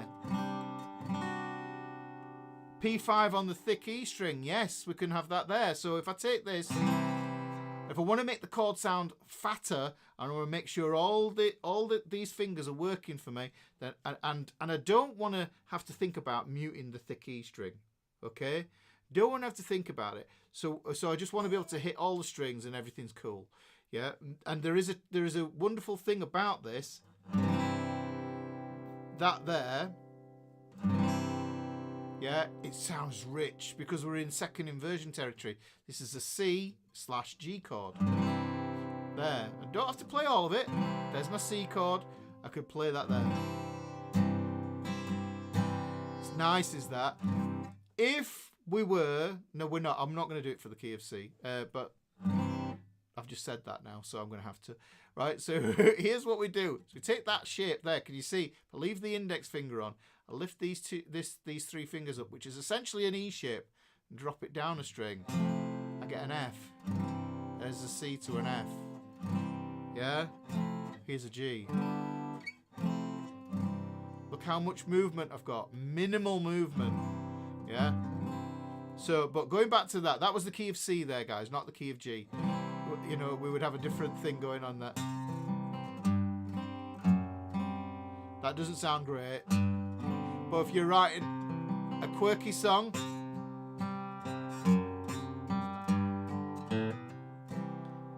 then that might be appropriate. You know, you could even... There's the C. And what I'm doing is I'm borrowing this note here. Yeah? The sharp 4 again. I'm going to borrow it up here. Which is a similar sound to that.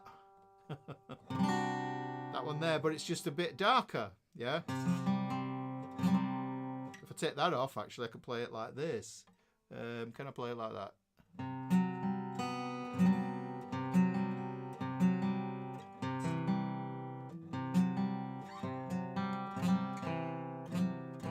So I can see where all these go. Now, like I say, the cool thing is that we can do with this, open strings are fair games, and the C is wonderful for this.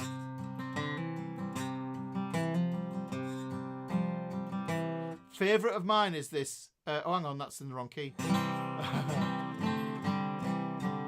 But I can do that.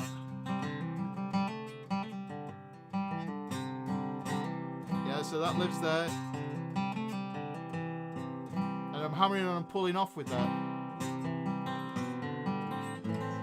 It's also going to show me, it's going to show me as well how the chords move down. Look, so like if I want to connect, so we've already done the A minor. There's the A minor.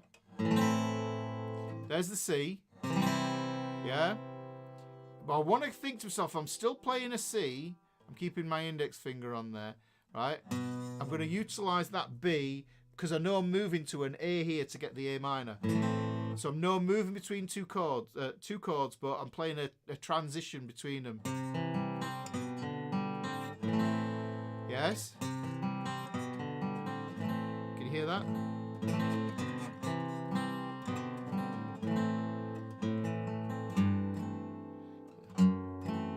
So you can hear there, I can move through those bass notes there as well.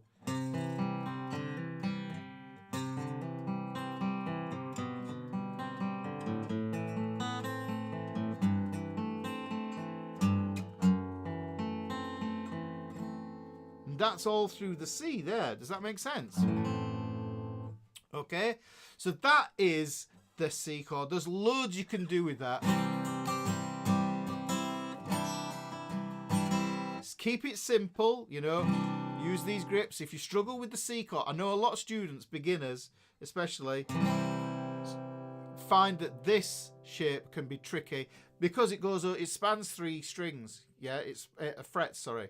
Yeah, if you do it so the chord's just in 1 fret, you find it's a lot easier. It's a 2-finger version. It's not as obvious that it's a major, but it will do you.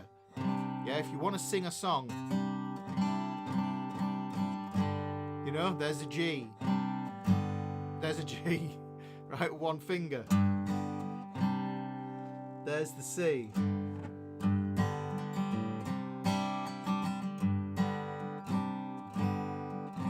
There. Okay. So you've got all that business going on there. And this is... yeah, well, that's the thing, Randy. There are so many songs that these guys are in. Now, look. The D chord is going to be an embarrassment of riches. Have I got enough space to put this on? Where's my C? Oh, there we go. Oh, there we go. I'm in. Do you know what? I could have moved my camera a bit there for that, but it's easier sometimes if I do this. Right, okay, we're in here. So the D chord. Remember, look, let me just look at my circle of thirds here. Look at the D chord. The D starts on a D, obviously, right? But it has an F sharp as its third, and it has an A as its fifth, going around the cycle of thirds. Yeah, so we've got D, F sharp, A. Let me put those on there now. So D, F sharp, A. So these are the notes of my chord. But what we're going to do, we're just going to plot them out. Right, okay, so we've got that there. So we've got this open D. The D shape is a 4-string chord. We generally don't play these, but we do in practicality. When you look at it from a caged chord perspective, that's what a D shape takes up space-wise on the neck. Yeah, but we do use the A string and we do use the E string to get other notes out there. So D is my root note. I know my other D is here using a caged octave. I know that my A is here, and I know that my F sharp is here. And you can see none of these notes, I nearly said newts there, none of these notes are different from the pattern's still the same. The Indiana Jones map has not changed, guys. The map has not changed. But now I've got this, and you can start to see, you'll start to see, like, you might want to confirm to yourself, you might think, oh, hang on. Okay, look at this. There's the D chord, yeah? And you think to yourself, hang on, is this one a major 7 or is it a dominant 7th? When you look on the map and you can see there, it goes down. There's the root, major 7, dominant 7th. So there's the flat 7 there. Tells you that that's your... You can do a little hammer on that. Yeah, you can even see that I can put that G on there. That's a D7, well, it's a D7 sus 4 is this, yeah? A D sus 4. Okay. We've got that there. But going back to us, a proper D, the one for me, really, to spot with the D shape, and this is the string, the melodic string for the shape, is look at the frets that we can have there. We can have the open E string and we can have the 3rd fret there. And because this is the 3rd, this means that that's the sus 2 and that's going to be the sus 4. Yeah, so this is really cool. Look, so I've got that. There's the sus 2. There's the D. Yeah.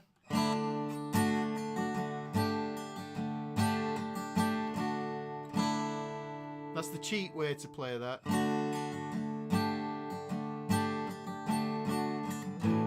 I know that's where it really goes. I think it goes there. Which is nice. You've already got movement going on there. Now, I do think you need to keep that root note anchored on there. But what you can do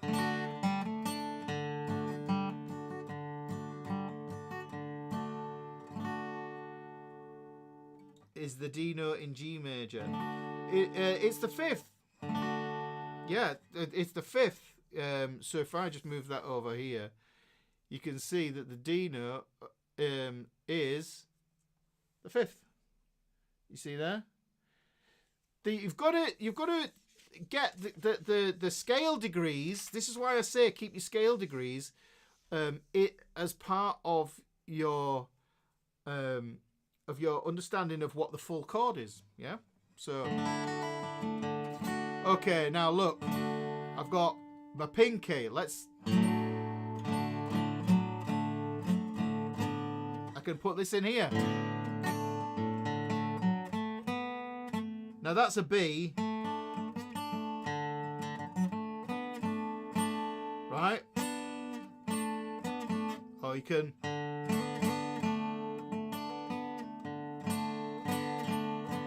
So you can start to see where patterns come from. Maybe even see that, look, there's that F sharp again. There's the F sharp, there's the A, there's the D, there's the triad. Moving up into the next shape, which is going to be the C shape there. Okay, so we've got that there. Look, I'm thinking D shape here. I'm not thinking G here. I'm thinking I'm going to move this finger along that 2nd fret. Look how I can move it along.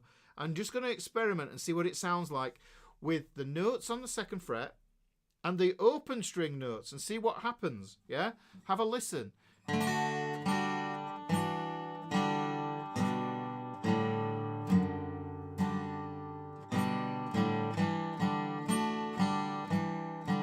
Yeah?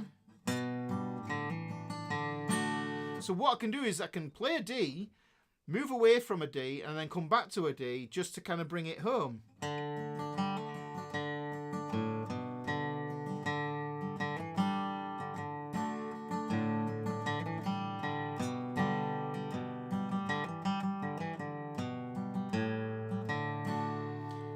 But I'm thinking to myself, I'm just holding a portion of the D to create the common tones that I need so that when I go back to it, it really resolves strong on it.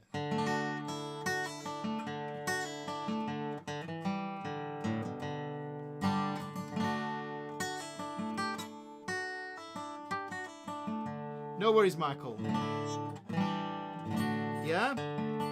Now, this is the one that you need to know.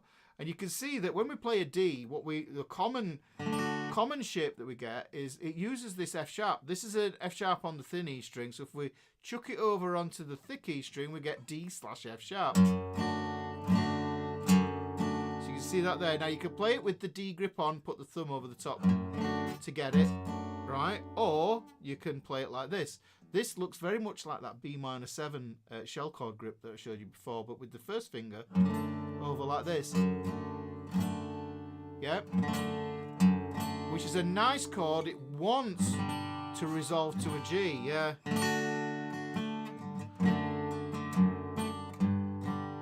Or down to an E minor. Look at how that works.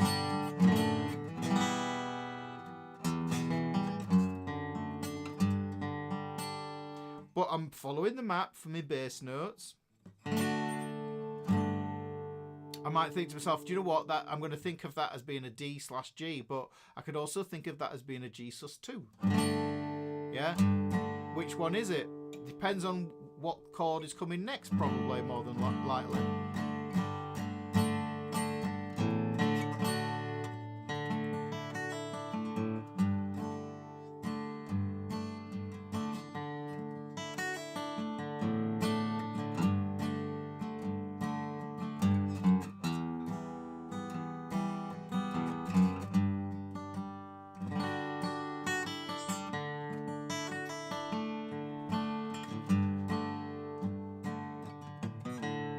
Yeah? I'm thinking G there just for a moment. Oh, can't see these glasses. Yeah? But I'm pulling back to that D there again. That's cool. I think that's really, really cool. So there's lots of movement. But that one there, that's a lovely little connector. It gets used all the time in songs.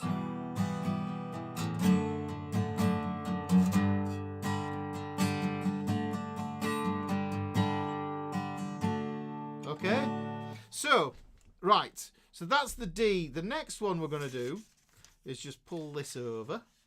See if we can get that in shot. Yes, we can. E minor. But remember, let's look at the circle that's going to show us. We start on the E, chord 6. Yeah, so this is going to be the root of E minor, the third of E minor, and the fifth of E minor. So let's just pull that out of the way. So we've got E, G, and B. Those are the three notes that we're going to have there. Right, we know that this is, because this is an E shape, we know it's going to cross 6 strings, which is useful to know. Right, so we're going to go E. I'm going to put this in here. This is going to be an E, and this is going to be an E there. Those are my root notes. Those are my root notes there. I know I've got a fifth here because I remember that 5R3, and it works that way. I've got my caged octave one over there. Hang on, I'm putting the wrong notes in. E, G, B. I'm putting the scale degrees in. Right, let me just switch that over. So that's a B. And then what we know is we've got a G there. We've got one lonely third there. So one lonely minor third. Okay, so what we need to be able to do is see that in the words. It's like a word search, guys. Can you see? It's a bit like a word search, isn't it? That's the way I think of it. There's chords hidden in there, and you'll start to see these. And then when you look at this and you think, well, this is a scale, guys, and you'll start to see your chord shapes in your scales. This is why I'm showing you this. Yeah, because you need to be able to see this stuff, okay? So look, E minor. Right, well, look, E minor can do a hell of a lot of things. One of the things that I like with this is hammering from that fourth, that open A string, to that fifth, from the A to the B.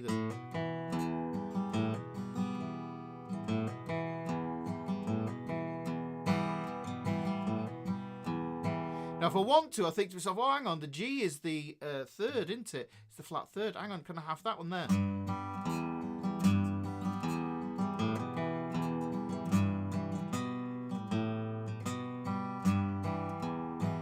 have that there. I can add that into the equation. And like I was showing you before, how the G to the D over F sharp goes down to the E minor. This is leading note stuff. This is voice leading, yeah?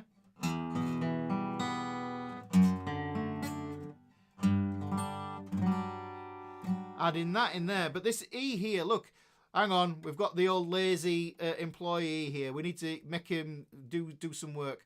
There's the minor 7, yeah? E minor 7 is here.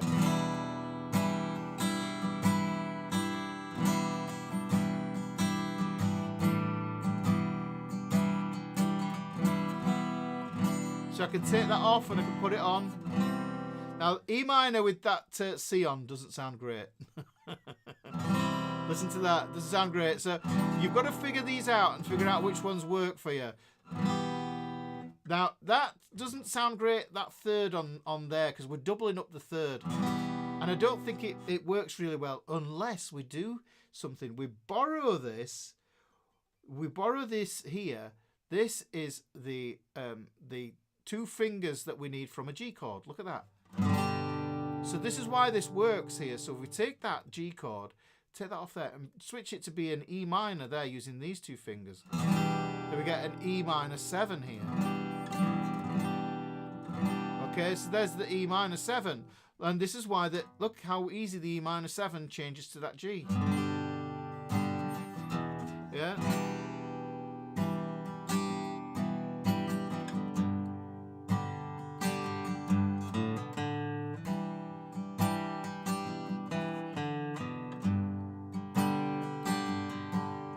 Okay, so look.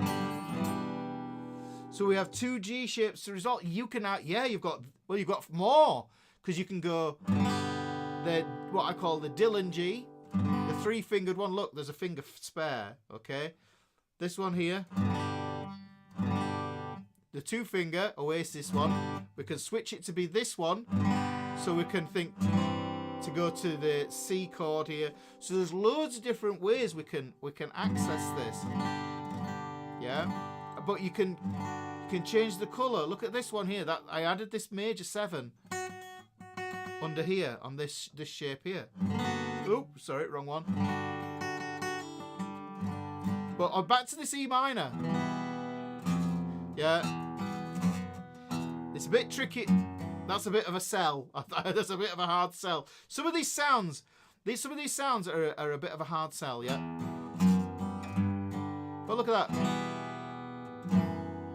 You can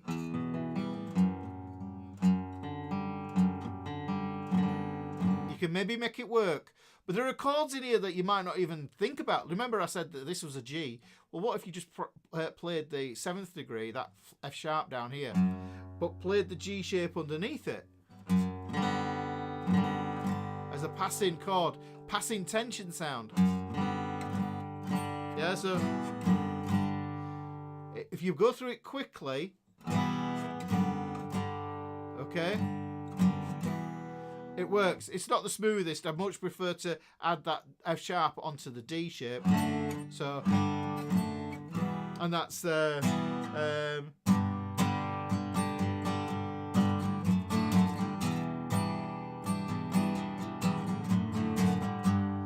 talking to a songbird yesterday. Liam Gallagher. Yeah? Yeah, it's a wonderful little devices that to change from chord 1, yeah, to the relative minor to chord 6. Yeah, really nice, easy way to modulate. But another one that I like, where's my pen gone? Oh, there it is. Right, another one I like here is if I go up here onto this this F sharp here, I do like this. So this is a moody E minor. If we played that B there and we played this F sharp, I like to play this as adding the 9. Okay, if you struggle with the stretch, then use your pinky. It looks like a power chord, but all the strings that I'm not fretting are open. The E string's open, the G string's open, the B string's open, and the thin E string's open.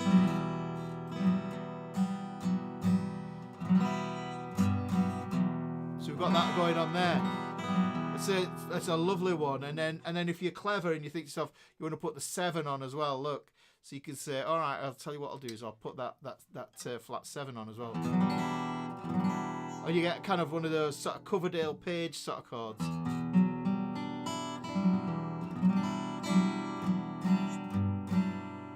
And then you can switch to the G as easy as putting that finger on there. Yeah? So...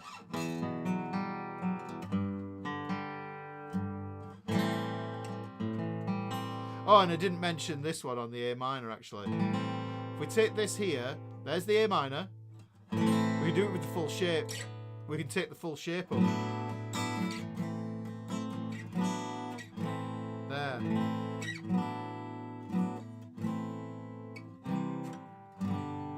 So, going through the chords. G, A minor, B minor, C, D, E minor. But now we've got different modes of playing these chords. B minor. And then...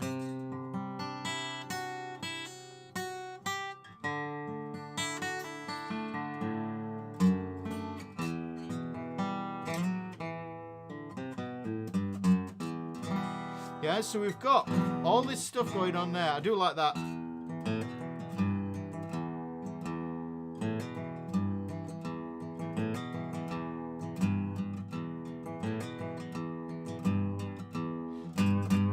You know, you can bash away on that note there. And you can think to yourself, look, that's still, this is actually an E minor in first inversion. There's the E minor, there's that flat third. So I'm just going to strum all 6 strings.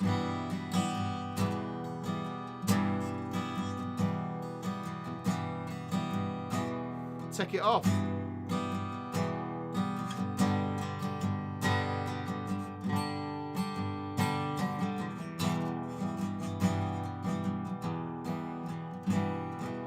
PDF is going to be in PDF Club.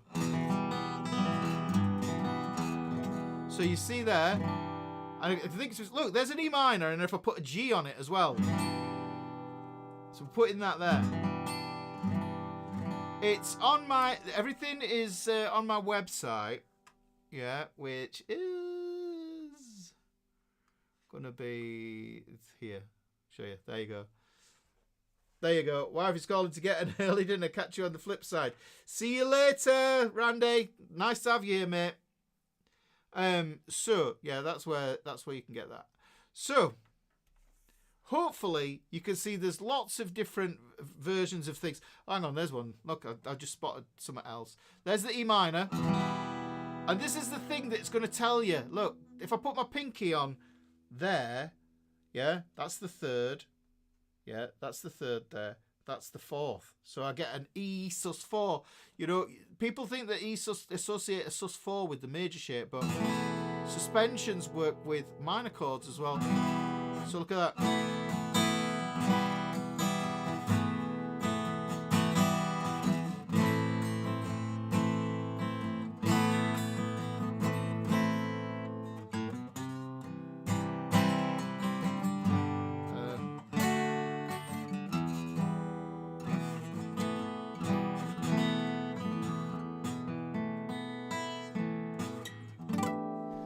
Right, okay, so let's pull the old, destroy the old framework thing here that I had going on. It's back to this.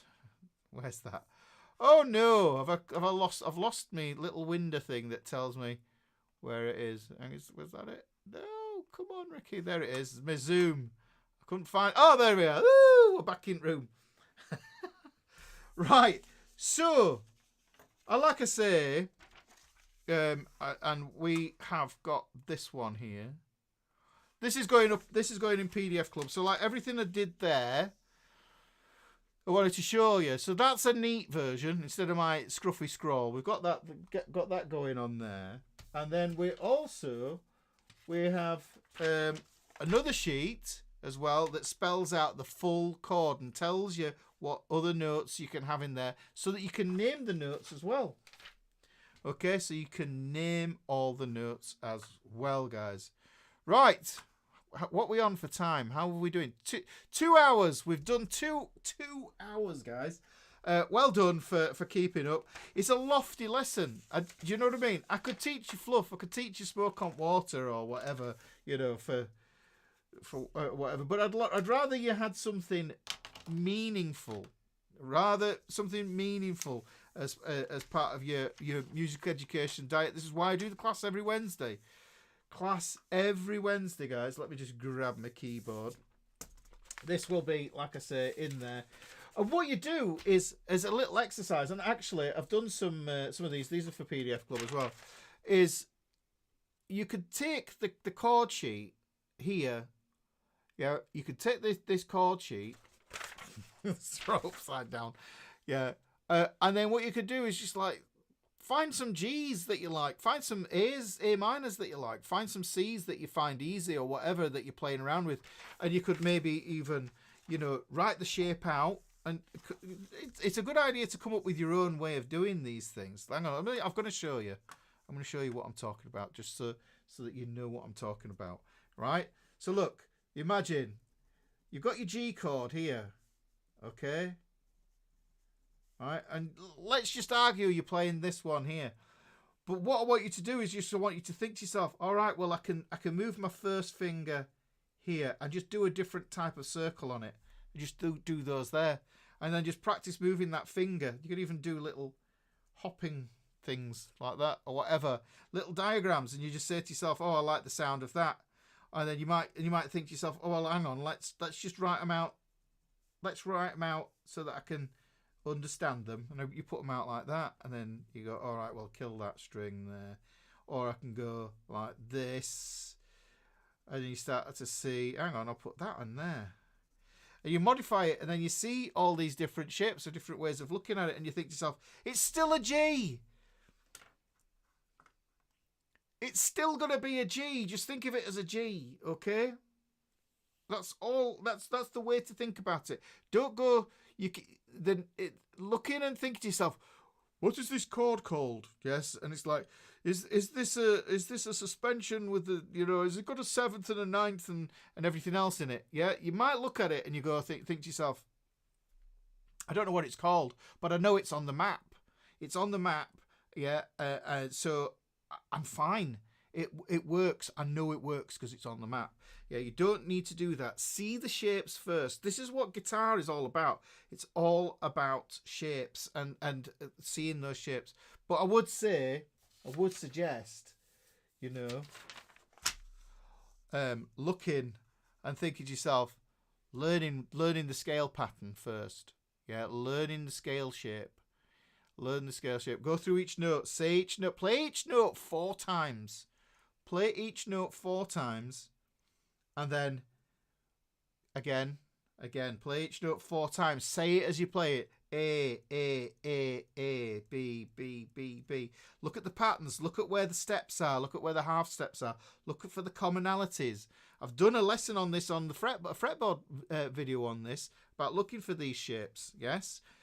Bacon crispy. Yes, so you're looking for those patterns. Okay? Bet your tea is a little cold by now. I had my tea earlier on. I wolfed it down, which is probably why I was coughing through the lesson. I always do that. I end up having a cough if I wolf my tea down. Tea in the UK, guys, I should say, tea is dinner in the UK. We get it completely the wrong way, according to some. But there you go. So that's what that is. So this is, like I said, this is not from the book. We do have a version of it in the book, which is the same principle, guys. It's a Temple of Doom chord map. Yeah, there's the chord map, but it's in C major. Yeah, there's the video that accompanies this in the book. If you want the book, if you need the book, and I think everybody needs the book, then what you do is you go there. right? Yeah, you go to rickysguitar.com/store. You can get it as a paperback. You can get it as a spiral bound, and you can also get the ebook. But make sure you join the Fretboard Fraternity, because all 80 of the video lessons that go with 80 of the lessons that are in the book are in the Fretboard Fraternity learning section. Yeah, they're there. They're unlocked. Yeah, so get yourself in there. Right. Yes. Whew. Oh, yeah, that's the thing, John. It's like how to fish, not just giving you a fish. I can give you a fish. But the thing is, do you know, I find that the most unsatisfactory way of teaching. And I will say that, you know, having taught guitar for like 36 years, it's like you might think you know what you need, but more often than not, you don't know what you need as a beginner. Yeah. And that's what I'll do, is I give you what you need. And that's the whole thing. Okay. That's what I'm all about. So there is that. If you wanted to join the Fretboard Fraternity, there's the URL for the Fretboard Fraternity. It's completely free, guys. It's ad-free as well. There's no big tech snooping in there. There's no politics. There's no nonsense.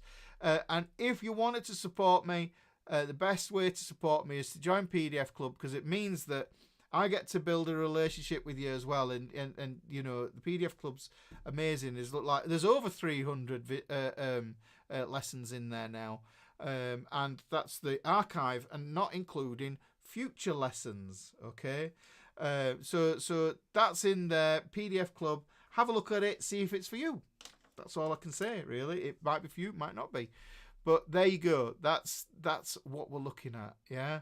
Now, I think we are just about done, guys. Oh no, I didn't. I'm not done, because I wanted to talk about this. Everything that I've done today, yeah, and I showed you this here. Yeah, I wanted to reiterate with this is, it is that look on Ultimate Guitar, pick a song with 4 chords that's in the key of G. You can transpose it to the key of G, so there's no excuses. Yeah, take 4 chords from a song, right? And then just muck around with the voices. Because for me, there's 2 ways of doing a song. Yeah, do it verbatim, as recorded, as the artist presents it. Yeah, or your own way, put a twist on it.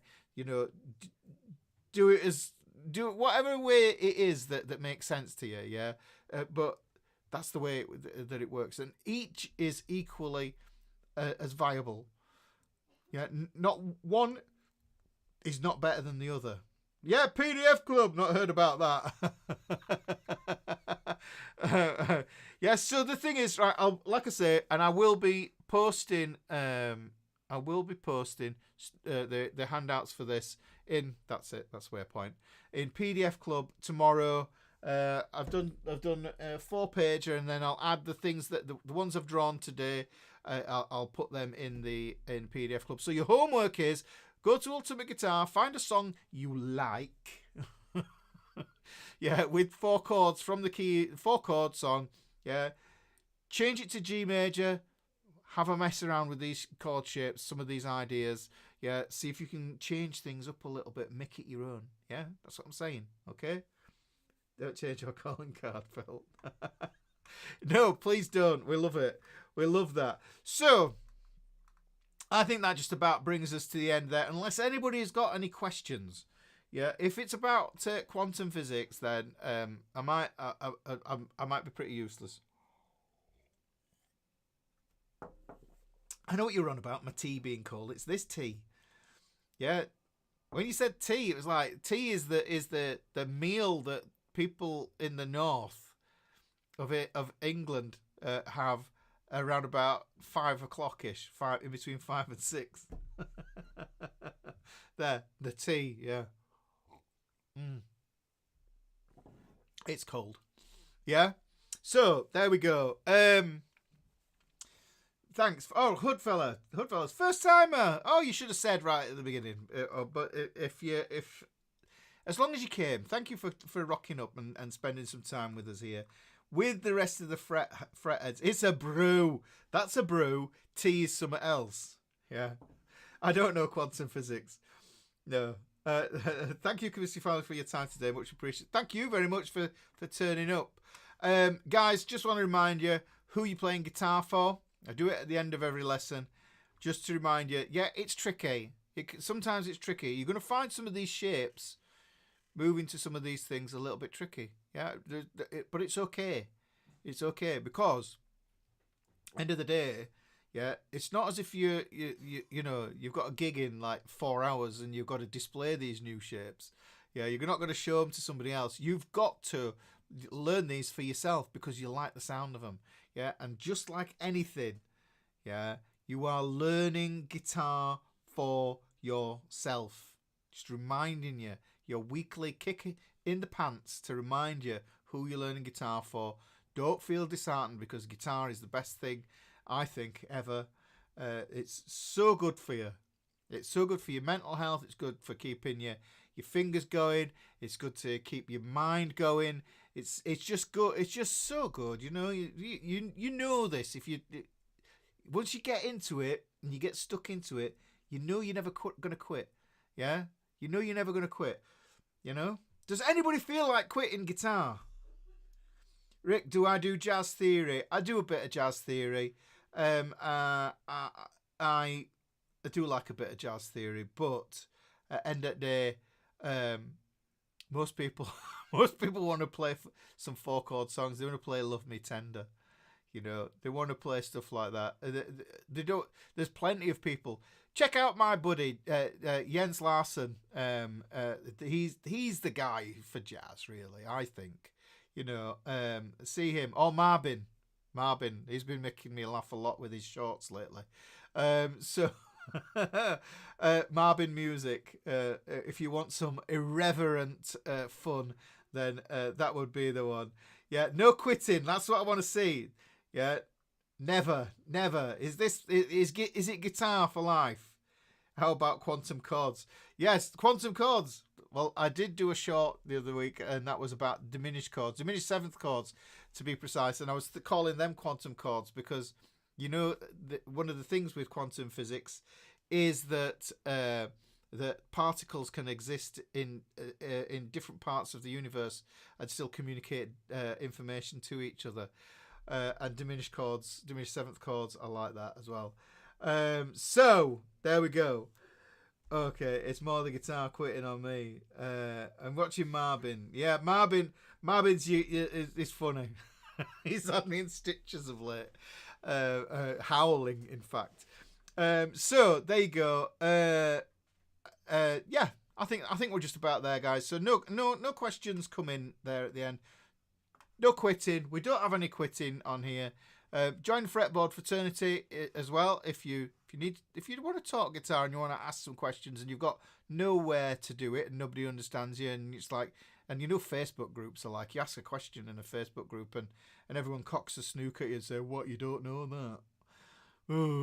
Whatever. Yeah, we don't do that here in the Fretboard fraternity. We're really, really supportive and look after each other. Is that reason? Hand flexibility, brain engagement, and quiet ongoing. Yeah, that's it. Yes, yes. Particles in two places at once. Thanks, Ricky. Need to move on. Yes, you do. Right, and I need to move on, and I need to go and see if there's some football. There isn't, and England played. Absolute shocker. So we won't be watching that again. Right, guys. I will love you and leave you. And do I have an outro? I have a little outro here. Guys, take care. Look after yourself. Look after each other. Put the timer on. I'm going to bed in 3 hours. Woo! Right. See you later, guys. Much love. Take care. Bye.